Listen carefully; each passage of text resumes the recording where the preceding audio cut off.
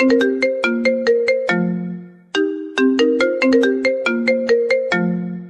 সমস্যা কি তোমার? আমি কি বলে এসেছিলাম মনে নেই? কি হলো, কথা বলছিস না কেন? বোবা হয়ে গেছিস নাকি? হাদি, অন্তত পক্ষে এটা তো বিশ্বাস করো যে আমার পেটে আগত বাবুটা তোমার আর আমার। কিভাবে বিশ্বাস করবে? হ্যাঁ, ওটা আমার সন্তান, তার কোনো প্রমাণ আছে? ওটা তো তোমার ওই খারাপ কাজের ফলও হতে পারে। না আদি, ওটা শুধু তোমার আর আমার বাবু। আমি বিশ্বাস করি না। আচ্ছা তুমি বাড়ি চলে আসো প্লিজ, সন্ধ্যা হয়ে গেছে, আমার ভয় করছে। তোর ভয় করছে তাতে আমার কি? আর বাসায় গিয়ে তোর মতো কলঙ্কিনীর মুখ আমি দেখতে চাই না। আমার মুখ তোমাকে দেখতে হবে না, তুমি শুধু বাড়ি ফিরে আসো প্লিজ। তুই যদি এক্ষুনি তোর কাপড় চোপড় গুছিয়ে তোর বাবার বাড়ি না যাস, তাহলে আমি কি করবো সেটা আমার জানা নেই। নীলা কেঁদেই চলেছে, আমি কাঁদছি, কিন্তু সেটা প্রকাশ করছি না নীলার কাছে। ফোন কেটে দিলাম, মোবাইল ফেলে দিতে চাইলাম, কিন্তু অজানা এক কারণে ফোন ফেলে দিতে পারিনি। মোবাইলের দিকে তাকিয়ে আছি, নীলার একটা মেসেজ বা ফোনের অপেক্ষা করছি। কেন করছি তাও জানি না। নীলার উপর রাগ আর ঘৃণা এখন আমার মনে রয়ে গেছে। হঠাৎ মেসেজের টোনে কানে কম্পন সৃষ্টি করলো, কাঁপা কাঁপা হাতে ওপেন করলাম। আদি, তুমি আমাকে এতটা ঘৃণা করো জানতাম না, কিন্তু আজ বুঝতে পারলাম সেটা। হ্যাঁ, তোমার কিচ্ছু করা লাগবে না, আমি চলে যাচ্ছি। তবে একটা কথা, বাবুটা শুধু তোমার আর আমার। আর নিলয়ের কথা তোমাকে বলতাম, কিন্তু বলিনি এরকম একটা ঘটনা ঘটবে বলে। আর আমি শুধু তোমাকে ভালোবাসি, আর আমার বাবুটাকে। কারোর সাথে আমার কোনো সম্পর্ক নেই, কিন্তু তুমি আমাকে বিশ্বাস করলে না। নীলার মেসেজ আমার বুকের ভিতরটা নড়ে উঠল, অজানা আশঙ্কায়, অজানা ভয়ে। কিন্তু তবু আমি যেন বিশ্বাস করতে পারছি না যে নীলা সত্যি বলছে। আমি তো নীলাকে হাত ধরে বসে থাকতে দেখেছি, সেটা কি করে বলতে পারি? আর তাছাড়া পাশের বাসার ভাবি তো বলেছেন যে নীলাকে তিনি প্রতিদিনই বাইরে যেতে দেখতেন। তাহলে বাড়ি ফিরে নীলাকে খুঁজতে লাগলাম, কোথাও পেলাম না। আলমারির কাপড় চোপড়ও নেই, ছাদে গেলাম সেখানেও নেই, মনে হয় চলে গেছে। না, নীলাকে ফেরাতে হবে। তখনই কেউ ফোন করলো, নীলার ফোন ভেবে তাড়াতাড়ি রিসিভ করলাম। হ্যালো মিস্টার আদি। কে বলছেন? নিলয়, তোমার স্ত্রীর প্রাক্তন প্রেমিক। প্রাক্তন না, বর্তমান প্রেমিকও। ওয়েট, আমি কিছু প্রুফ দিচ্ছি। ফোন কেটে দিল। মেসেজ আসলো কয়েকটা, SMS এসেছে। ওপেন করলাম, যেটা দেখলাম তাতে আমার মাথায় যেন আকাশ ভেঙে পড়লো। নীলা আর নিলয়ের কিছু অন্তরঙ্গ ছবি। ছবিগুলো আমাদের বিয়ের আগের, কিন্তু বর্তমানে কয়েকটা ছবি আছে যেটাতে নীলা আর নিলয় পার্কে বসে আছে। মোবাইল ছুঁড়ে মারলাম দেয়ালের দিকে, খুব জোরেই, ভেঙে চুরমার হয়ে গেছে। বসে পড়লাম মাটিতে। নীলা আমার সাথে ছলনা করলো, এর শাস্তি আমি তাকে দেবই। পরদিন একজন ব্যারিস্টারের সাথে কথা বললাম ডিভোর্সের ব্যাপারে। কয়েক মাস লাগবে কাগজ রেডি করতে। না, এই ছলনাময়ী কলঙ্কিনী মেয়ের সাথে আমি সংসার করতে চাই না। নতুন মোবাইলে সিমটা চালু করলাম। প্রায় কিছু সময় পরে নীলার ফোন, একের পর এক ফোন করেই যাচ্ছে, মেসেজও করছে, কিন্তু আমি কল রিসিভ করছি না, মেসেজও সিন করছি না। নীলার নাম্বারটা ব্লক লিস্টে রেখে দিলাম। বাসা থেকে বের হয়ে পার্কে গেলাম, যেটা নীলার আমার প্রথম দেখা হয়েছিল। এখানে আমি প্রথম নীলাকে দেখেছিলাম, কোণে দেখেছিলাম, বিয়ের কথাবার্তা চলছিল, কিন্তু তখনও নীলা আমাকে তার অ্যাফেয়ারের ব্যাপারে কিছু বলেনি। এই পার্কটি আমার মন খারাপের সাথে। যখন মন খারাপ হয় এখানে সে বসে থাকি, তখন কারো হাত আমার খাতে পড়ল, চমকে উঠলাম। স্পর্শটা খুবই পরিচিত। নীলা। তাকাতে দেখলাম নীলা। কিছু বলতে যাব তার আগে নীলা আমার পায়ে পড়ে গেল। আমাকে ক্ষমা করো আদি, আমি তোমাকে ছাড়া থাকতে পারবো না। তুমি কেন বুঝতে পারছো না? আমি তো নিশ্চুপ হয়ে আছি। আদি, আমি তোমাকে নিলয়ের কথাটা বলতাম, কিন্তু আমি জানতাম আজ যে ঘটনাগুলো ঘটছে সেটা তখন ঘটতো। সেই ভয়ে আমি তোমাকে আমার অ্যাফেয়ারের ব্যাপারে বলিনি। ভালো কথা, কিন্তু তোমার সব কেলেঙ্কারির ছবি নীলা আমার ফোনে SMS করেছিল। আদি, ওগুলো বিয়ের আগে ছিল। আর নিলয় এই কাজটা করবে তাই আমি নিলয়ের সাথে এটার মীমাংসা করতে চাচ্ছিলাম। আমি এটা বিশ্বাস করি না। আর লয়ার সাহেবের সাথে কথা হয়ে গেছে, আর মাত্র কয়েকটা মাস আমরা স্বামী স্ত্রী থাকবো, তারপর দুজন দুদিকে। আদি, তুমি এটা করো না, তুমি আমার দিকে তাকাও আদি। নীলা আমার পা জড়িয়ে ধরে কাঁদছে। নীলাকে চর মারার সামর্থ্যও নেই, না হয় সব ঘৃণা আর এক নীলের উপরে আমি ছেড়ে নিতাম। আমি নীলাকে পা থেকে ছাড়িয়ে উঠে চলে যাচ্ছিলাম। আদি, তুমি অন্তত পক্ষে তোমার বাবুটার কথা একবার ভাবো। আমি এর কথাটা শুনে থমকে দাঁড়ালাম, কিন্তু পরে আবার হাঁটতে শুরু করলাম। এটা তো আমার না, নীলের বাচ্চা। চলে এলাম, বাসায় এসেছি। আমাকে দেখে আব্বু আম্মু যেন আকাশের চাঁদ হাতে পেয়ে গেল। আসলে আমি চাকরির সুবাদে আব্বু আম্মুর থেকে আলাদা বাসায় থাকি। অফিসটা আমাদেরই, আগে আব্বু চালাতো, এখন অফিসের সব দায়ভার আমার উপর ছেড়ে দিয়েছে। কি রে, তুই একা? বৌমা কোথায়? আমি নিশ্চুপ। কি রে, কথা বলছিস না কেন? তারপর আব্বু আর আম্মুকে সব ঘটনা খুলে বললাম। তোর কোথাও ভুল হচ্ছে। নীলামা এমন করতেই পারে না। ও তোকে নিজের থেকেও বেশি ভালোবাসে। তাহলে এটা কেন করলো আব্বু? আমি কেঁদে উঠলাম। আম্মু আমাকে তার বুকে জড়িয়ে নিল। কাঁদিস না আব্বু, আর যাই করবি ভেবে চিন্তা করিস। হ্যাঁ, এটা কিন্তু তোর পুরো লাইফের কথা। যা করবি ভেবেই করবি। আমাকে কিছু না বলে আব্বু আর আম্মু আমাকে তাদের আপ্যায়ন করা শুরু করলো। রুমের বারান্দায় দোলনাতে বসে আছি, মোবাইলের রিং বেজেই চলছে। অপরিচিত নাম্বার, দ্বিতীয়বারের মতো রিসিভ করলাম। হ্যালো, আসসালামু আলাইকুম। আদি ভাইয়া, জি, কে বলছেন? আমি নীলার বান্ধবী। শুনলাম আপনার আর নীলার মাঝে সমস্যা চলছে। ঠিকই শুনেছেন, এখন আমার ভালো লাগছে না, পরে কল করেন। কিন্তু ভাইয়া, ব্যাপারটা ডিভোর্স পর্যন্ত নিয়ে যাওয়া ঠিক হয়নি। নীলা এমন মেয়ে না, আপনার কথা ভুল হচ্ছে। মানছি আগে ওর রিলেশন ছিল নীলের সাথে, কিন্তু ওগুলো তো আগের ব্যাপার। আপনাকে ওকালতি করতে গিয়ে বলেছে? ভাইয়া, আমি সঠিক কথাগুলোই বলছি। তাহলে আমার চোখে দেখার ছবিগুলো মিথ্যে? সেটা তো জানি না, কিন্তু কোনো কিন্তু না, আপনি ফোন রাখুন ব্যাস। ফোন কেটে দিলাম। উনি আবার সতীর ওকালতি করতে এসেছেন। হিডিয়েট। ডিভোর্সের দিনগুলো এগিয়ে আসছে, আর কয়েক সপ্তাহ পরে আমাদের ডিভোর্স হয়ে যাবে। কিন্তু যেটা করছি সেটা কি ঠিক করছি? নীলাকে ছাড়া কি আমি থাকতে পারবো? আর আমার বাচ্চা, আমার বাবু, ওকে কি দেখতে পারবে না? খুব কষ্ট হচ্ছে ভিতরে ভিতরে। আম্মু মাঝে মাঝে বলেন যে, চেহারার একই অবস্থা করেছিস, মুখে এত দাড়ি কেন? আমার তখন কী বা বলার থাকে। আম্মুর দিকে তাকিয়ে মুচকি একটা হাসি দিই। নীলা অবশ্য ডিভোর্সটা আটকানোর জন্য প্রচুর চেষ্টা করেছে। মাঝে মাঝে পার্কে পেয়ে যাই, ও কথা বলার জন্য এগিয়ে আসে, বাট আমি চলে যাই। কি দরকার ছলনা মেয়ের সাথে মায়ের খেলাটা খেলার? নীলাদের বাসা বেশি দূরে না, আমাদের বাসা থেকে 20-25 মিনিটের রাস্তা। এতদিনে হয়তো নীলার পেটে ওর সন্তান অনেক বড় হয়ে গেছে। পেটটা মনে হয় অনেক বড় হয়ে গেছে। বাবুটা বড় হচ্ছে তো, তাই বাবুটা নীলার পেটে গিয়ে লাথি মারে, ছেলে না মেয়ে হবে? আরে আমি এসব ভাবছি কেন? বাবুটা তো আমারই না, ওটা নীলয়ের নীলার। নীলার সাথে দেখা হয়ে যাওয়ার ভয়ে বাসা থেকে বের হয় না। বেশ কয়েকদিন আগে নীলা বাসায় এসেছিল, কিন্তু আমি ওর সাথে দেখা করিনি। বলেছিলাম এরকম কলঙ্কিনীর মুখ আমি দেখতে চাই না। খুব কষ্টে কথাটা বলেছিলাম। বলার সময় গলা ধরে যাচ্ছিল। পুরনো সিমটা ভেঙে ফেলেছি, নতুন সিম মোবাইলে চালু করেছি। রুমের বারান্দায় দাঁড়িয়েছিলাম, আম্মা কখন পাশে এসে দাঁড়িয়েছে খেয়ালই করিনি। আদি, এভাবে আর কত? কি? তুই তো নিজেকে শেষ করে দিচ্ছিস, কেন এরকম করছিস? হয়তো আমার ভাগ্যে এটাই ছিল। আম্মু চোখে জল মুছে চলে গেল। মোবাইলে আলো জ্বলছে, হাত দিলাম। আননোন নাম্বার থেকে কল এসেছে, রেখে দিলাম। কল রিসিভ করার মুড নেই এখন। রাতের আকাশের চাঁদ আর তারাগুলো গুনছি আমি। আবারও ভাইব্রেট করতে লাগলো ফোনটা। রিসিভ করলাম। হ্যালো, কে বলছেন? ওপাশ থেকে কোনো শব্দ আসলো না, শুধু নীরব। কথা বলছেন না কেন? কি বলবো, কিছু বলতে গেলেই তো ফোন কেটে দিবে। খুব ইচ্ছা হচ্ছিল তোমার কণ্ঠস্বরটা শোনার। নীলার কণ্ঠ শুনে আমি নিশ্চুপ হয়ে গেলাম। খুব রাগ হলো আমার। নীলার উপর আমার প্রচণ্ড রাগ আর অভিমান জমা হয়েছে। কেমন আছো? যেমনটা রেখেছ। কেমন ক্ষতি করেছিলাম তোমার, এরকম একটা শাস্তি দিলে? তুমি আমার জেদটাকে এখনো ধরে রেখেছ? একটুও বোঝার চেষ্টা করছো না আমাকে? তোমাকে বোঝার মতো মানুষ তোমার কাছে আছে। তুমি শুধরাবে না? তোমাকে খুব দেখতে ইচ্ছে করছে। কাল একবার, শুধু একবার দেখা করতে পারবে? আমার কাছে অতটা সময় নেই। বেশি না, মাত্র 10 থেকে 15 মিনিট হলেই চলবে। দেখা যাবে। থ্যাঙ্কস। সকাল 10টার দিকে পারলে আসলে একটা কল করো। Good night. Good night. Call কেটে দিলাম অনিচ্ছা সত্ত্বেও। মুখে ফুটে উঠল, জানি না কেন। ওয়াশরুমে গিয়ে ফ্রেশ হয়ে রুমে এসে শুয়ে পড়লাম। চোখটা বারবার পাশের দিকে যাচ্ছে, মনে হচ্ছে পাশে নীলাই শুয়ে আছে। কেন জানি না নীলার কথা শুধু ভাবতে ভালো লাগে, কিন্তু নীলাকে দেখলে আমার প্রচণ্ড ঘৃণা হয়। আর ওর কথা শুনলে এমনটা হয়। রাগে যেন আমার চোখ মুখ জ্বলে গেল। কখন ঘুমিয়ে পড়লাম মনে নেই। সকালে ঘুম ভাঙলো। নীলার সাথে দেখা করবো না ভেবে রেডি হয়ে নিলাম। খাবার খেয়ে বেরিয়ে পড়লাম। অফিস এখন আর যায় না। আব্বুর অফিসের দিকটা আব্বুই সামলে নিয়েছে। বাসার গাড়িটা নিয়ে পার্কটায় পৌঁছালাম। নীলা সেখানে আগে থেকে উপস্থিত ছিল। আমার আশা দেখে নীলা এক দৃষ্টিতে তাকিয়েছিল। নীলার পেটটাতে বাবুর চিহ্ন স্পষ্ট, তবে নীলার চোখে নিচে কালি পড়ে গেছে। আসলে তাহলে? ভেবেছি আসবে না। হুম। খুব বড় একটা সিদ্ধান্ত নিয়ে নিলে। ভাবতেই পারিনি এমনটা করবে। তোমার জেদ আর অ্যাটিটিউডের কাছে হেরে গেলাম।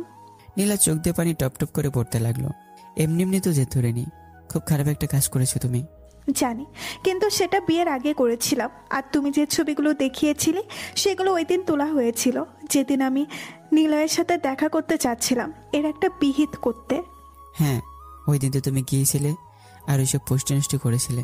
নিলয় বদমাইশি করে জোর করে আমাকে জড়িয়ে ধরে আর সেটার ফটো তোলে। আর ও আমার ঠোঁটে চুমু খেয়েছিল। ওকে আমি চড়ও মেরেছিলাম। তোমার কথাটাই যে সঠিক তার কোনো প্রমাণ? Any proof? না, সেটা তোমার বিশ্বাসের উপর নির্ভর করছে। তোমার কথাটা তো বাসরাতে বিশ্বাস করেছিলাম, তাই না? সেটা সমস্যা না, সমস্যা বিয়ের পরের ব্যাপারটা। আচমকা নীলা আমার হাত নিয়ে তার পেটে রাখলো। হাত দিয়ে দেখো, এটা তোমারই সন্তান। আর করো না। দেখো বাবু, তোমাকে আব্বু আম্মু ডাকছে। না, এটা আমার সন্তান না। বিশ্বাস করো, এটা তোমারই অস্তিত্ব। তোমার ভ্রূণটাই ওর সৃষ্টি। আর করো না, বিশ্বাস করো। নীলা কেঁদে উঠল। টাইম আপ বলে হাতটা ঝাটকা মেরে ওর পেট থেকে হাতের শিকলবন্দি থেকে নিজের হাতটা ছাড়িয়ে নিয়ে পার্কের গেটের দিকে পা বাড়ালাম। নীলা চিৎকার করে বলল, আদি, তুমি আমাকে বিশ্বাস করো। আমার এভাবে একা করে যেও না। চোখ মুছতে মুছতে চলে এলাম। চলনমের চলনায় আমি আর মেতে উঠছে না। বাসায় চলে এলাম। তারপর ডিভোর্সের দিন দেখতে দেখতে চলে এলো সেই দিন। আমার হাতে চলে এসেছে একটা পেপার, ডিভোর্স পেপার। আমাকে নীলাকে আলাদা করতে চলে এসেছে এই পিচাস পেপার। ডিভোর্স লেটারটা এই মুহূর্তে আমার হাতে রয়েছে। হাত কাঁপছে। তাহলে সত্যি কি শেষ হতে যাচ্ছে আমাদের এতদিনের সম্পর্ক? না, আর ভাবতে পারছি না যেটা করছি সেটা কি ঠিক করছি। পরক্ষণে মনে হলো ঠিকই তো করছি। নীলার মধ্যে একটা খারাপ নষ্টামের সাথে সংসার করার তো কোনো প্রশ্ন ওঠে না, যে কিনা বিবাহিত হয়েও অন্যের বউ হয়েও একটা বাইরের ছেলের সাথে নোংরামি করে বেড়ায় অনায়াসে, যে কিনা নীলার এক্স বয়ফ্রেন্ড। নীলার প্রতি আমার যেন মনে পৃথিবীর সব রাগের ঘৃণা জড়ো হলো। ওকে আমার কাছে সুখী ছিল না। আমি তো যতটুকু পারতাম নীলাকে সময় দিতাম। অফিসের এমডি হওয়া সত্ত্বেও অফিসের কাজ রেখে কাজের ফাঁকে ফাঁকে নীলাকে সময় দিতাম। কিন্তু নীলা এই প্রতিদান দিল। নীলা তো বলতে পারতো আমার কাছে সুখী না, তাহলে অনেক আগে মুক্তি দিয়ে দিতাম। বাবুটাকে দেখার আশা থাকতো না তখন। কিন্তু নীলা অনায়াসেই ওর এক্সের সাথে সময় কাটাতে শুরু করলো। ধ্যান ভাঙতেই ডিভোর্স পেপারটার দিকে তাকালাম। অনেকটা ভিজে গেছে চোখের পানিতে। না, নীলাকে আমি মুক্তি দেবই, সেটা আমার দেওয়ার সামর্থ্য না থাকলেও। একটা কলম হাতে নিলাম। কাঁপা কাঁপা হাতে ডিভোর্স লেটারটায় সই করে দিলাম। শেষ এটাই, মুক্তি দেব নীলাকে। এখন থেকে আমি নীলা আলাদা, দুইজন দুই দিকে। চোখের পানি মুছে নিলাম। ডিভোর্স লেটারটা ভিজে যাচ্ছিল। রুম থেকে বেরিয়ে কেউ একজনের সাহায্য নিয়ে লেটার পাঠিয়ে দিলাম নীলাদের বাসায়, নীলার কাছে। মুক্ত করে দিলাম নীলাকে। এতক্ষণ হয়তো নীলার কাছে ডিভোর্স লেটার পৌঁছে গেছে। মুক্ত করে দিলাম নীলাকে। আসলে কি নীলার আমি একে অপর থেকে আলাদা হয়ে গেলাম? কখনো ভাবিনি এমনটা হবে, হওয়ার কথাও ছিল না। নীলা আমার সাথে যে বিশ্বাসঘাতকতা করলো, তার জন্য আজ দুজন দুদিকে। মোবাইলের সিমটা খুলে ফেলে দিলাম, কারণ নীলার নাম্বারটা জেনে গেছে। নীলা হয়তো নীলার এই বাচ্চা মেনে নিচ্ছে না, তাই নীলা বাচ্চাটা আমার বলে আমার পরিচয় জন্ম দিতে যাচ্ছে। কিন্তু বাচ্চাটা তো আমার না, তাহলে আমার পরিচয় বড় হবে কেন? ভাবছিলাম এইসব কিছু। ঘোর কাটলো কারো স্পর্শে। কেউ কাঁধে হাত রেখেছে। তুই তো এটাই চাইছিলি, তাহলে এখন কাঁদছিস কেন? ওর চলে যাওয়াতে কাঁদছি না, ও আমার সাথে আমার ছলনা করতে পারলো তা ভেবেই কাঁদছি। আর বাচ্চাটা? ভালো করে যাচাই করে দেখেছিস তো? আমার মনে হয় না নীলা এমন করবে। আমি নিজের চোখে দেখেছি আব্বু, আর ফটোও তো আছে। মাঝে মাঝে চোখের দেখাও মিথ্যা হয়। ওকে ডিয়ার সান, তোমার যা ভালো মনে হয় তাই করো। আব্বু আমার কাঁধে সান্ত্বনা চাপড় দিতে দিতে চলে গেলেন। দু একটা ঘুমের মেডিসিন খেয়ে শুয়ে পড়লাম। জানি এমনি এমনি ঘুম আসবে না, কৃত্রিম উপায় অবলম্বন করতে হবে। উপরের দিকে তাকিয়ে রইলাম। চোখগুলো নিভু নিভু হয়ে আসছে। এমনিতে চোখ বন্ধ হয়ে গেল। ঘুমিয়ে পড়লাম। ঘুম ভাঙলো ভোরে পাখিদের কিচিরমিচির শব্দে। সাধারণত এত সকালে উঠি না, কিন্তু আজ উঠে গেলাম। কি করে কে জানে। এভাবেই কেটে যাচ্ছে দিনগুলো। সেদিন বাড়িতে নীলার বাবা মা এসেছিলেন। বলে নীলার এরকম একটা সময়ে আমাকে তার পাশে থাকা প্রয়োজন। আর মেয়েটা নাকি এখনো ডিভোর্স লেটারে সই করেনি। কিন্তু আমার জবাব একই রকম ছিল যে আমি ওর পাশে থেকে কি করব, এটার কোনো প্রয়োজন পড়বে না। আর এখন তো আমরা স্বামী স্ত্রী না। ও সই না করলেও আমি সই করে দিয়েছি। ওর প্রেমিককে ওর পাশে থাকতে বলছে না কেন? নীলার বাবার জবাব এরকম ছিল, জানি না তোমাদের মধ্যে কি হয়েছে, কিন্তু আমি যেটা জানি ওই বদমাশের সঙ্গে নীলার আগে সম্পর্ক ছিল বিয়ের আগে। বিয়ের পর নীলা এরকম কাজ করবে বলে আমার মনে হয় না। ওই শয়তানটা নিশ্চয় তোমাদের মধ্যে ঝগড়া সৃষ্টি করানোর জন্য এরকম একটা কাজ করেছে। এসব নীতি কথা আপনি আপনার মেয়েকেই শোনান, আর আপনার মেয়ে কি করলো না করলো সেটা আমার জরুরি না। তারপর ওনারা চলে গিয়েছিলেন। বেশ কয়েক মাস হয়ে গেছে নীলার সাথে আর দেখা হয়নি। আর ওর কলও পাচ্ছি না, কারণ সিমটাও নতুন। খুব কষ্টে দিনগুলো কাটাচ্ছিলাম। নিজেকে আস্তে আস্তে বাস্তবতার সাথে মানিয়ে উঠছিলাম। মোবাইল হাতে রুমে বসেছিলাম, এমন সময় কারো কল, আননোন নাম্বার। দুবার রিং হওয়ার পর রিসিভ করলাম। হ্যালো আদি ভাইয়া। জি, কে বলছেন? ভাইয়া অনেক কষ্টে আপনার নাম্বারটা খুঁজে পেয়েছি। জি বলুন, কি জন্য তো খুঁজছিলেন আমার নাম্বারটা? ভাইয়া নীলার প্রসব ব্যথা উঠেছে, আমরা এখন ওকে সিটি হসপিটালে নিয়ে যাচ্ছি। নীলা বারবার আপনার নাম নিচ্ছে, আপনাকে দেখতে চাচ্ছে ও। তো এতে আমি কি করতে পারি? চোখ দিয়ে জল গড়িয়ে পড়লো, তবুও কথাটা খুব কঠিন করে বললাম। ভাইয়া আপনি কি বলছেন এসব? একটা বার দেখতে আসেন প্লিজ। আমার কাছে অতটা সময় নেই যে বেকার কাজে লাগাবো। সরি, ক্ষমা করবেন। এটা আপনার কাছে বেকার কাজ মনে হচ্ছে? অবশ্যই। আপনি এত নিষ্ঠুর, আগে জানলে কল করতাম না। ফোনটা কেটে দিল। আমার এবার কি করার আছে? ওর জন্য যে আমার রাগ আর ঘৃণা জন্মে আছে। 2 রকমের মেডিসিন খেয়ে দপাস করে বিছানায় শুয়ে পড়লাম। রাত দিয়ে সব ঘুম এসে ভর করলো আমার চোখে। চোখ ভারী হয়ে আসলো, চোখ বুঝে নিলাম, ঘুমিয়ে পড়লাম। পরদিন সকালে ঘুম ভাঙলো, শরীরে ব্যথা করছে প্রচুর। কাল বিকেলে ঘুমিয়েছিলাম আর এখন উঠলাম। খুব লম্বা নিদ্রায় ভ্রমণে গিয়েছিলাম। আবার মাঝে বুকটা ছ্যাদ করে উঠলো অজানা ভয়ে। নীলার কথা মনে পড়ছে। কি হয়েছে ওর? কিছু হয়নি তো? ছেলে না মেয়ে বাবু হয়েছে, খুব জানতে ইচ্ছে করছে, কিন্তু কেন? আমি তোকে ঘৃণা করি, প্রচণ্ড ঘৃণা করি। মোবাইল হাতে নিয়ে জিসানার নাম্বারে কল করলাম। নীলার মামাতো ভাই। হ্যালো, কে বলছেন? আমি আদি। ও, তা কল করছেন কেন? আপনার সাথে কথা বলার ইচ্ছা নেই আমার। জাস্ট একটা প্রশ্নের জবাব দিয়ে কল কেটে দাও। কি জানতে চান? নীলার কি হয়েছে? হঠাৎ এত দরদি হয়ে উঠলেন যে? আর আপনার উৎসাহ সাপোর্ট ছাড়াই আপু খুব ভালো মতো একটা মেয়ে সন্তান জন্ম দিয়েছে। কলটা কেটেই দিল। হাফ ছেড়ে বাঁচলাম, মনে হচ্ছে কেউ গলা চেপে ধরে আবার ছেড়ে দিয়েছে। আর আমি আমার জীবন ফিরে পেয়েছি। কিন্তু আমি এতটা ব্যাকুল হচ্ছি কেন? সারাদিনে ব্যাকুলতার মধ্যে কাটলো। রাতে মোবাইল একটা মেসেজ আসলো, নাম্বারটার দিকে তাকাতে আটকে উঠলাম। নীলা মেসেজ করেছে। মেসেজ ওপেন করলাম। তুমি প্রমাণ করে দিলে কতটা ঘৃণা করো আমাকে। ভেবেছিলাম তুমি তোমার জেদ আর সন্দেহ পাশে ফেলে ছুটে আসবে আমার কাছে, কিন্তু না, তুমি সেটা ভুল প্রমাণ করলে। তুমি আসলে না, একটিবারও দেখতে আসলে না। খুব ঘৃণা করো আমাকে, তাই না? ঘৃণা করারই কথা, কিন্তু একটা কথা, মেয়েটা একদম তোমার মতো হয়েছে। মেয়েটা তোমারই। আমি ওর ডিএনএ স্যাম্পল টেস্ট করিয়েছি, ওটা তোমার ডিএনএর সাথে ম্যাচ করে, অর্থাৎ তোমারই মেয়ে গর্ভধারণ করেছি আমি। বিশ্বাস করবে না জানি। মনে আছে সেদিন যখন পার্কে তোমার সাথে দেখা করেছিলাম, সেদিন আমি তোমার মাথা থেকে একটা চুল ছিঁড়ে নিয়েছিলাম, সেটারই সাহায্যে তোমার মেয়ের ডিএনএ টেস্ট করিয়েছি। আর মেসেজ লিখতে আমার খুব কষ্ট হচ্ছে, ওরা তো মোবাইল ফোনটাও দিচ্ছিল না। এসব বলে আর লাভই বা কি? এতটাই ঘৃণা করো আমাকে? মুক্তি পেতে চাও তো? হ্যাঁ, মুক্ত করে দিলাম, সম্পর্কটার ইতি ঘটালাম। লাভ ইউ আদি। মেসেজটা পড়ে মাথা ভনভন করে উঠলো, মাথা ঘুরতে শুরু করলো, চোখ দিয়ে অজর ধারায় পানি পড়তে লাগলো।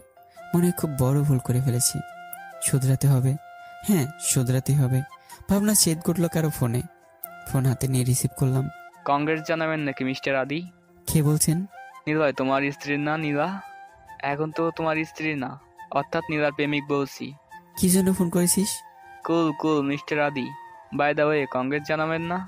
মানে যা বলছিস পরিষ্কার করে বল। মানে এটাই বলতে চাইছি যে একটা মেয়ের বাবা হতে পারলাম, তার জন্য তো কংগ্রেস জানানোই উচিত, তাই না? নীলার কথাটা আমার বুকের ভিতর তীরের মতো বিঁধল। সন্তানটা তো ওর, তাহলে আমি কেন দেখা করতে যাওয়ার বন্দোবস্ত করছিলাম? আর একটা কথা। নীলার কথাটা না শুনে কলটা কেটে দিলাম। আর কি বা শোনার বাকি আছে? রুমে বের হয়ে সোজা আব্বু রুমে গেলাম। আব্বু আসি। আম্মু রুমে ছিল। হাই বাবা আয়। আমি রুমের ভিতরে ঢুকলাম। আমি দেশের বাইরে কোথাও যাব, এখানে থাকা হচ্ছে না আমার। হঠাৎ দেশের বাইরে কেন?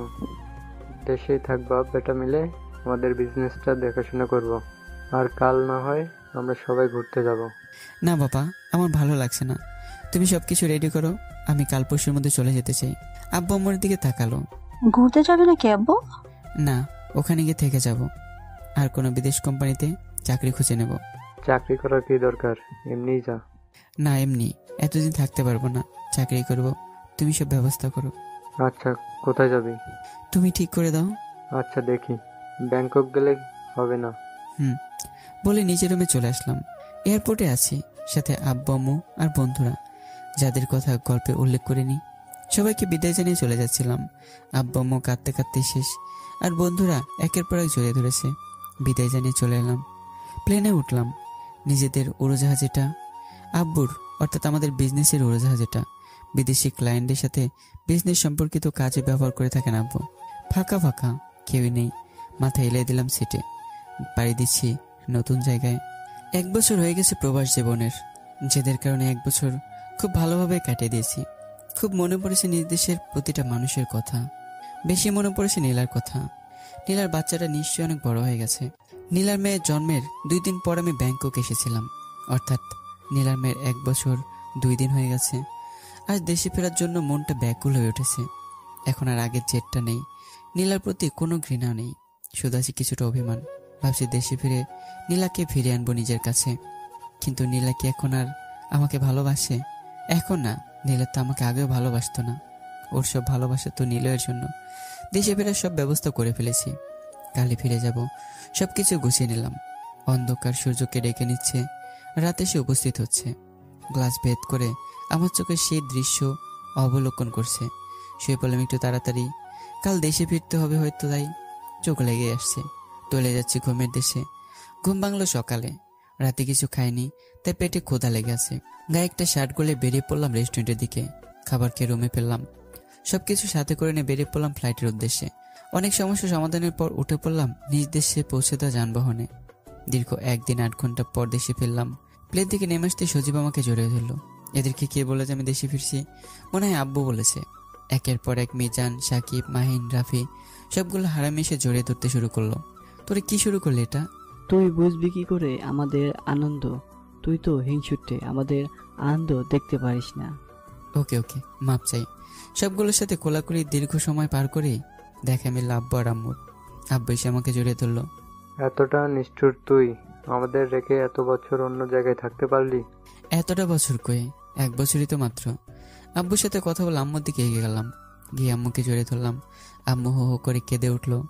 তোর কি একটিবারও আম্মুর কথা মনে পড়েনি? না পড়লে কি তোমার সাথে এতদিন ফোনে কথা বলতাম? ভিডিওতে কথা বলে তোমাকে দেখার আকুলতা মেটাতাম? আচ্ছা যাই হোক, বাড়ি চল। কত কষ্ট করলি, আর শরীরের কি অবস্থা, কত রোগা হয়ে গেছিস। আমি নামমাত্র একটা হাসি দিলাম। এটা তো প্রতিটা মায়েরই কমন ডায়লগ। কমন হলো ছেলেরা মায়ের মুখ থেকে এটা শোনার জন্য অপেক্ষা করেই থাকে। বাসায় এসে পেট ভরে আম্মুর হাতে রান্না করা খাবার খেলাম। আমার রুমে গেলাম, খুব সুন্দর করে সাজানো গোছানো। নীলার ছবিটাও খাটের কাছের দিকটায় আটকানো রয়েছে, সাথে আমি ছিলাম। ছবিটা হাতে নিলাম, হাত বোঝালাম নীলার মুখের ওপর। জানালার পর্দা সরিয়ে দিলাম। মিষ্টি রোদে সে রুমে ঢুকলো। বারান্দা থেকে দোলনায় বসলাম, বাইরের দৃশ্যটা দেখতে লাগলাম। এভাবেই কেটে গেল 2 দিন। পরদিন সজীব আমাকে কফি শপে যেতে বলল। সবাই নাকি ওখানে উপস্থিত হবে। আমি গিয়ে পৌঁছালাম, তখনও কেউ আসেনি। কফি শপটায় ঢুকতে যাব, তখন একটা দৃশ্যে চোখ ছানা বড় হয়ে গেল। নীলা আর নিলয় একটা টেবিলে বসে আছে। আমি লুকিয়ে পড়লাম, শুনতে লাগলাম ওদের কথাগুলো। নীলা, তোমার মেয়ের জন্য তো ওর বাবার পরিচয় দরকার। তোর আব্বু তো আছেই। কোথায় আছে? তুমি কি আদির কথা বলছো? তো আর কার কথা বলবো? আমি কি 3-4টা বিয়ে করেছি নাকি? কিন্তু আদির সাথে তো তোমার ডিভোর্স হয়ে গেছে, তাহলে? হয়নি এখনো। মানে? মানে আদি আমাকে ডিভোর্স দিলেও আমি আদিকে ডিভোর্স দেইনি, আর দিতেও পারবো না। নীলা দেখো, ও তোমাকে ভালোবাসে না। যদি বাসতো তাহলে তোমাকে দূরের ঠেলে দিত না। ও নিজ থেকে দেয়নি, এসবের জন্য তুই দায়ী। আদি তো এখন আর তোমার নেই, তাই না? আর তাছাড়া তোমার মেয়ে বড় হচ্ছে, ও যখন ওর বাবার কথা জানতে চাইবে তখন তুমি কি বলবে? তার থেকে বরং তুমি আমাকে বিয়ে করে নাও, এতে তোমার আর আমার দুজনের জন্যই ভালো। ভেবে দেখো ব্যাপারটা। তুই যদি আর একটা কথা বলিস তাহলে খুব খারাপ হবে, বলে দিলাম। নীলা উঠে চলে যাচ্ছিল। নীলয় নীলার হাত ধরে নিল। হাত ছাড়। না, তুমি কতটা ভেবে বলবে বলো? নীলা ঘুরে ঠাস করে একটা চর বসিয়ে দিল নীলয়ের গালে। নীলয়ের গালে হাত দিয়ে বসে থাকলো, আর নীলা হন হন করে বেরিয়ে গেল। 1 বছর পরেই প্রথম নীলাকে দেখতে পেলাম। নীলা আর আগের মতো নেই, ওর মুখে মাতৃত্বের ছাপ। একটু মোটা হলেও চোখের নিচে ঠিকই কালি পড়ে আছে। নীলা চলে যেতে আমি কফি শপে ঢুকলাম। সোজা গিয়ে নীলয়ের কলার ধরে চেয়ার থেকে উঠালাম। নীলয় কিছু বলার আগে একটা ঘুষি মারলাম। তারপর ঘুষির পর ঘুষি মারতে শুরু করলাম। শালা, তুই আমার নীলাকে আমার কাছ থেকে কেড়ে নিতে চাইছিলি? বলে ঘুষি পর ঘুষি মারতে লাগলাম। এর মধ্যে সব ফ্রেন্ডদের উপস্থিত, সব আমাকে ধরে নিল যাতে নীলয়কে না মারতে পারি। কি হয়েছে আদি? এটা কে? ওরা নীলয়কে চেন না। ওই তো শয়তানটা নীলয়। ও আজও নীলাকে ডিস্টার্ব করেছিল। ওর কথায় আমি নীলাকে ভুল বুঝেছিলাম। কি এই সেই শয়তান? শালা, তোরে আজ খাইছি। বেঁধে ফেল কুত্তার বাচ্চাটাকে, নিয়ে চল সাকিবদের পুরনো বাড়িতে। অতপর নীলয়কে নিয়ে চলে এলাম সাকিবদের পুরনো পোড়া বাড়িতে। খুব মারধর করলো সবাই। তারপর নীলয় সত্যিটা বলতে রাজি হলো। আসলে কুত্তাটা আমি আর নীলাকে আলাদা করার জন্য এসব করেছে। আর নীলা যেগুলো বলেছিল সব সত্যি। ওদের রিলেশন বিয়ের 2 মাস আগে ছিল। খুব বড় একটা ভুল করে ফেলেছি। নীলাকে আমি আমার থেকে আলাদা করে দিয়েছি। তার মানে নীলার জন্ম দেওয়া মেয়েটা আমারই। কি খুশি না লাগছে। এখন যে করেই হোক আমি নীলাকে আমার করে আনবই। আর আমার বাবু কত বড় হয়েছে কে জানে। খুব ইচ্ছে করছে দেখতে। কুত্তাটাকে কিছু সময় সাইজ করে ছেড়ে দিলাম। বাসায় ফিরে এলাম। খুব খুশি খুশি লাগছে। নীলা তাহলে সত্যি আমাকে ভালোবাসে, আমার সাথে ছলনা করেনি। কিন্তু আমি যে নীলাকে ছলনাময় বলেছি, খুব বড় ভুল করেছি। নীলাকে খুব কষ্ট দিয়েছি। মোবাইলটা বেজে উঠলো। Unknown number. রিসিভ করলাম। হ্যালো ইভা। না, আমি আদি। রং নাম্বারে কল করেছেন মনে হয়। কোন আদি?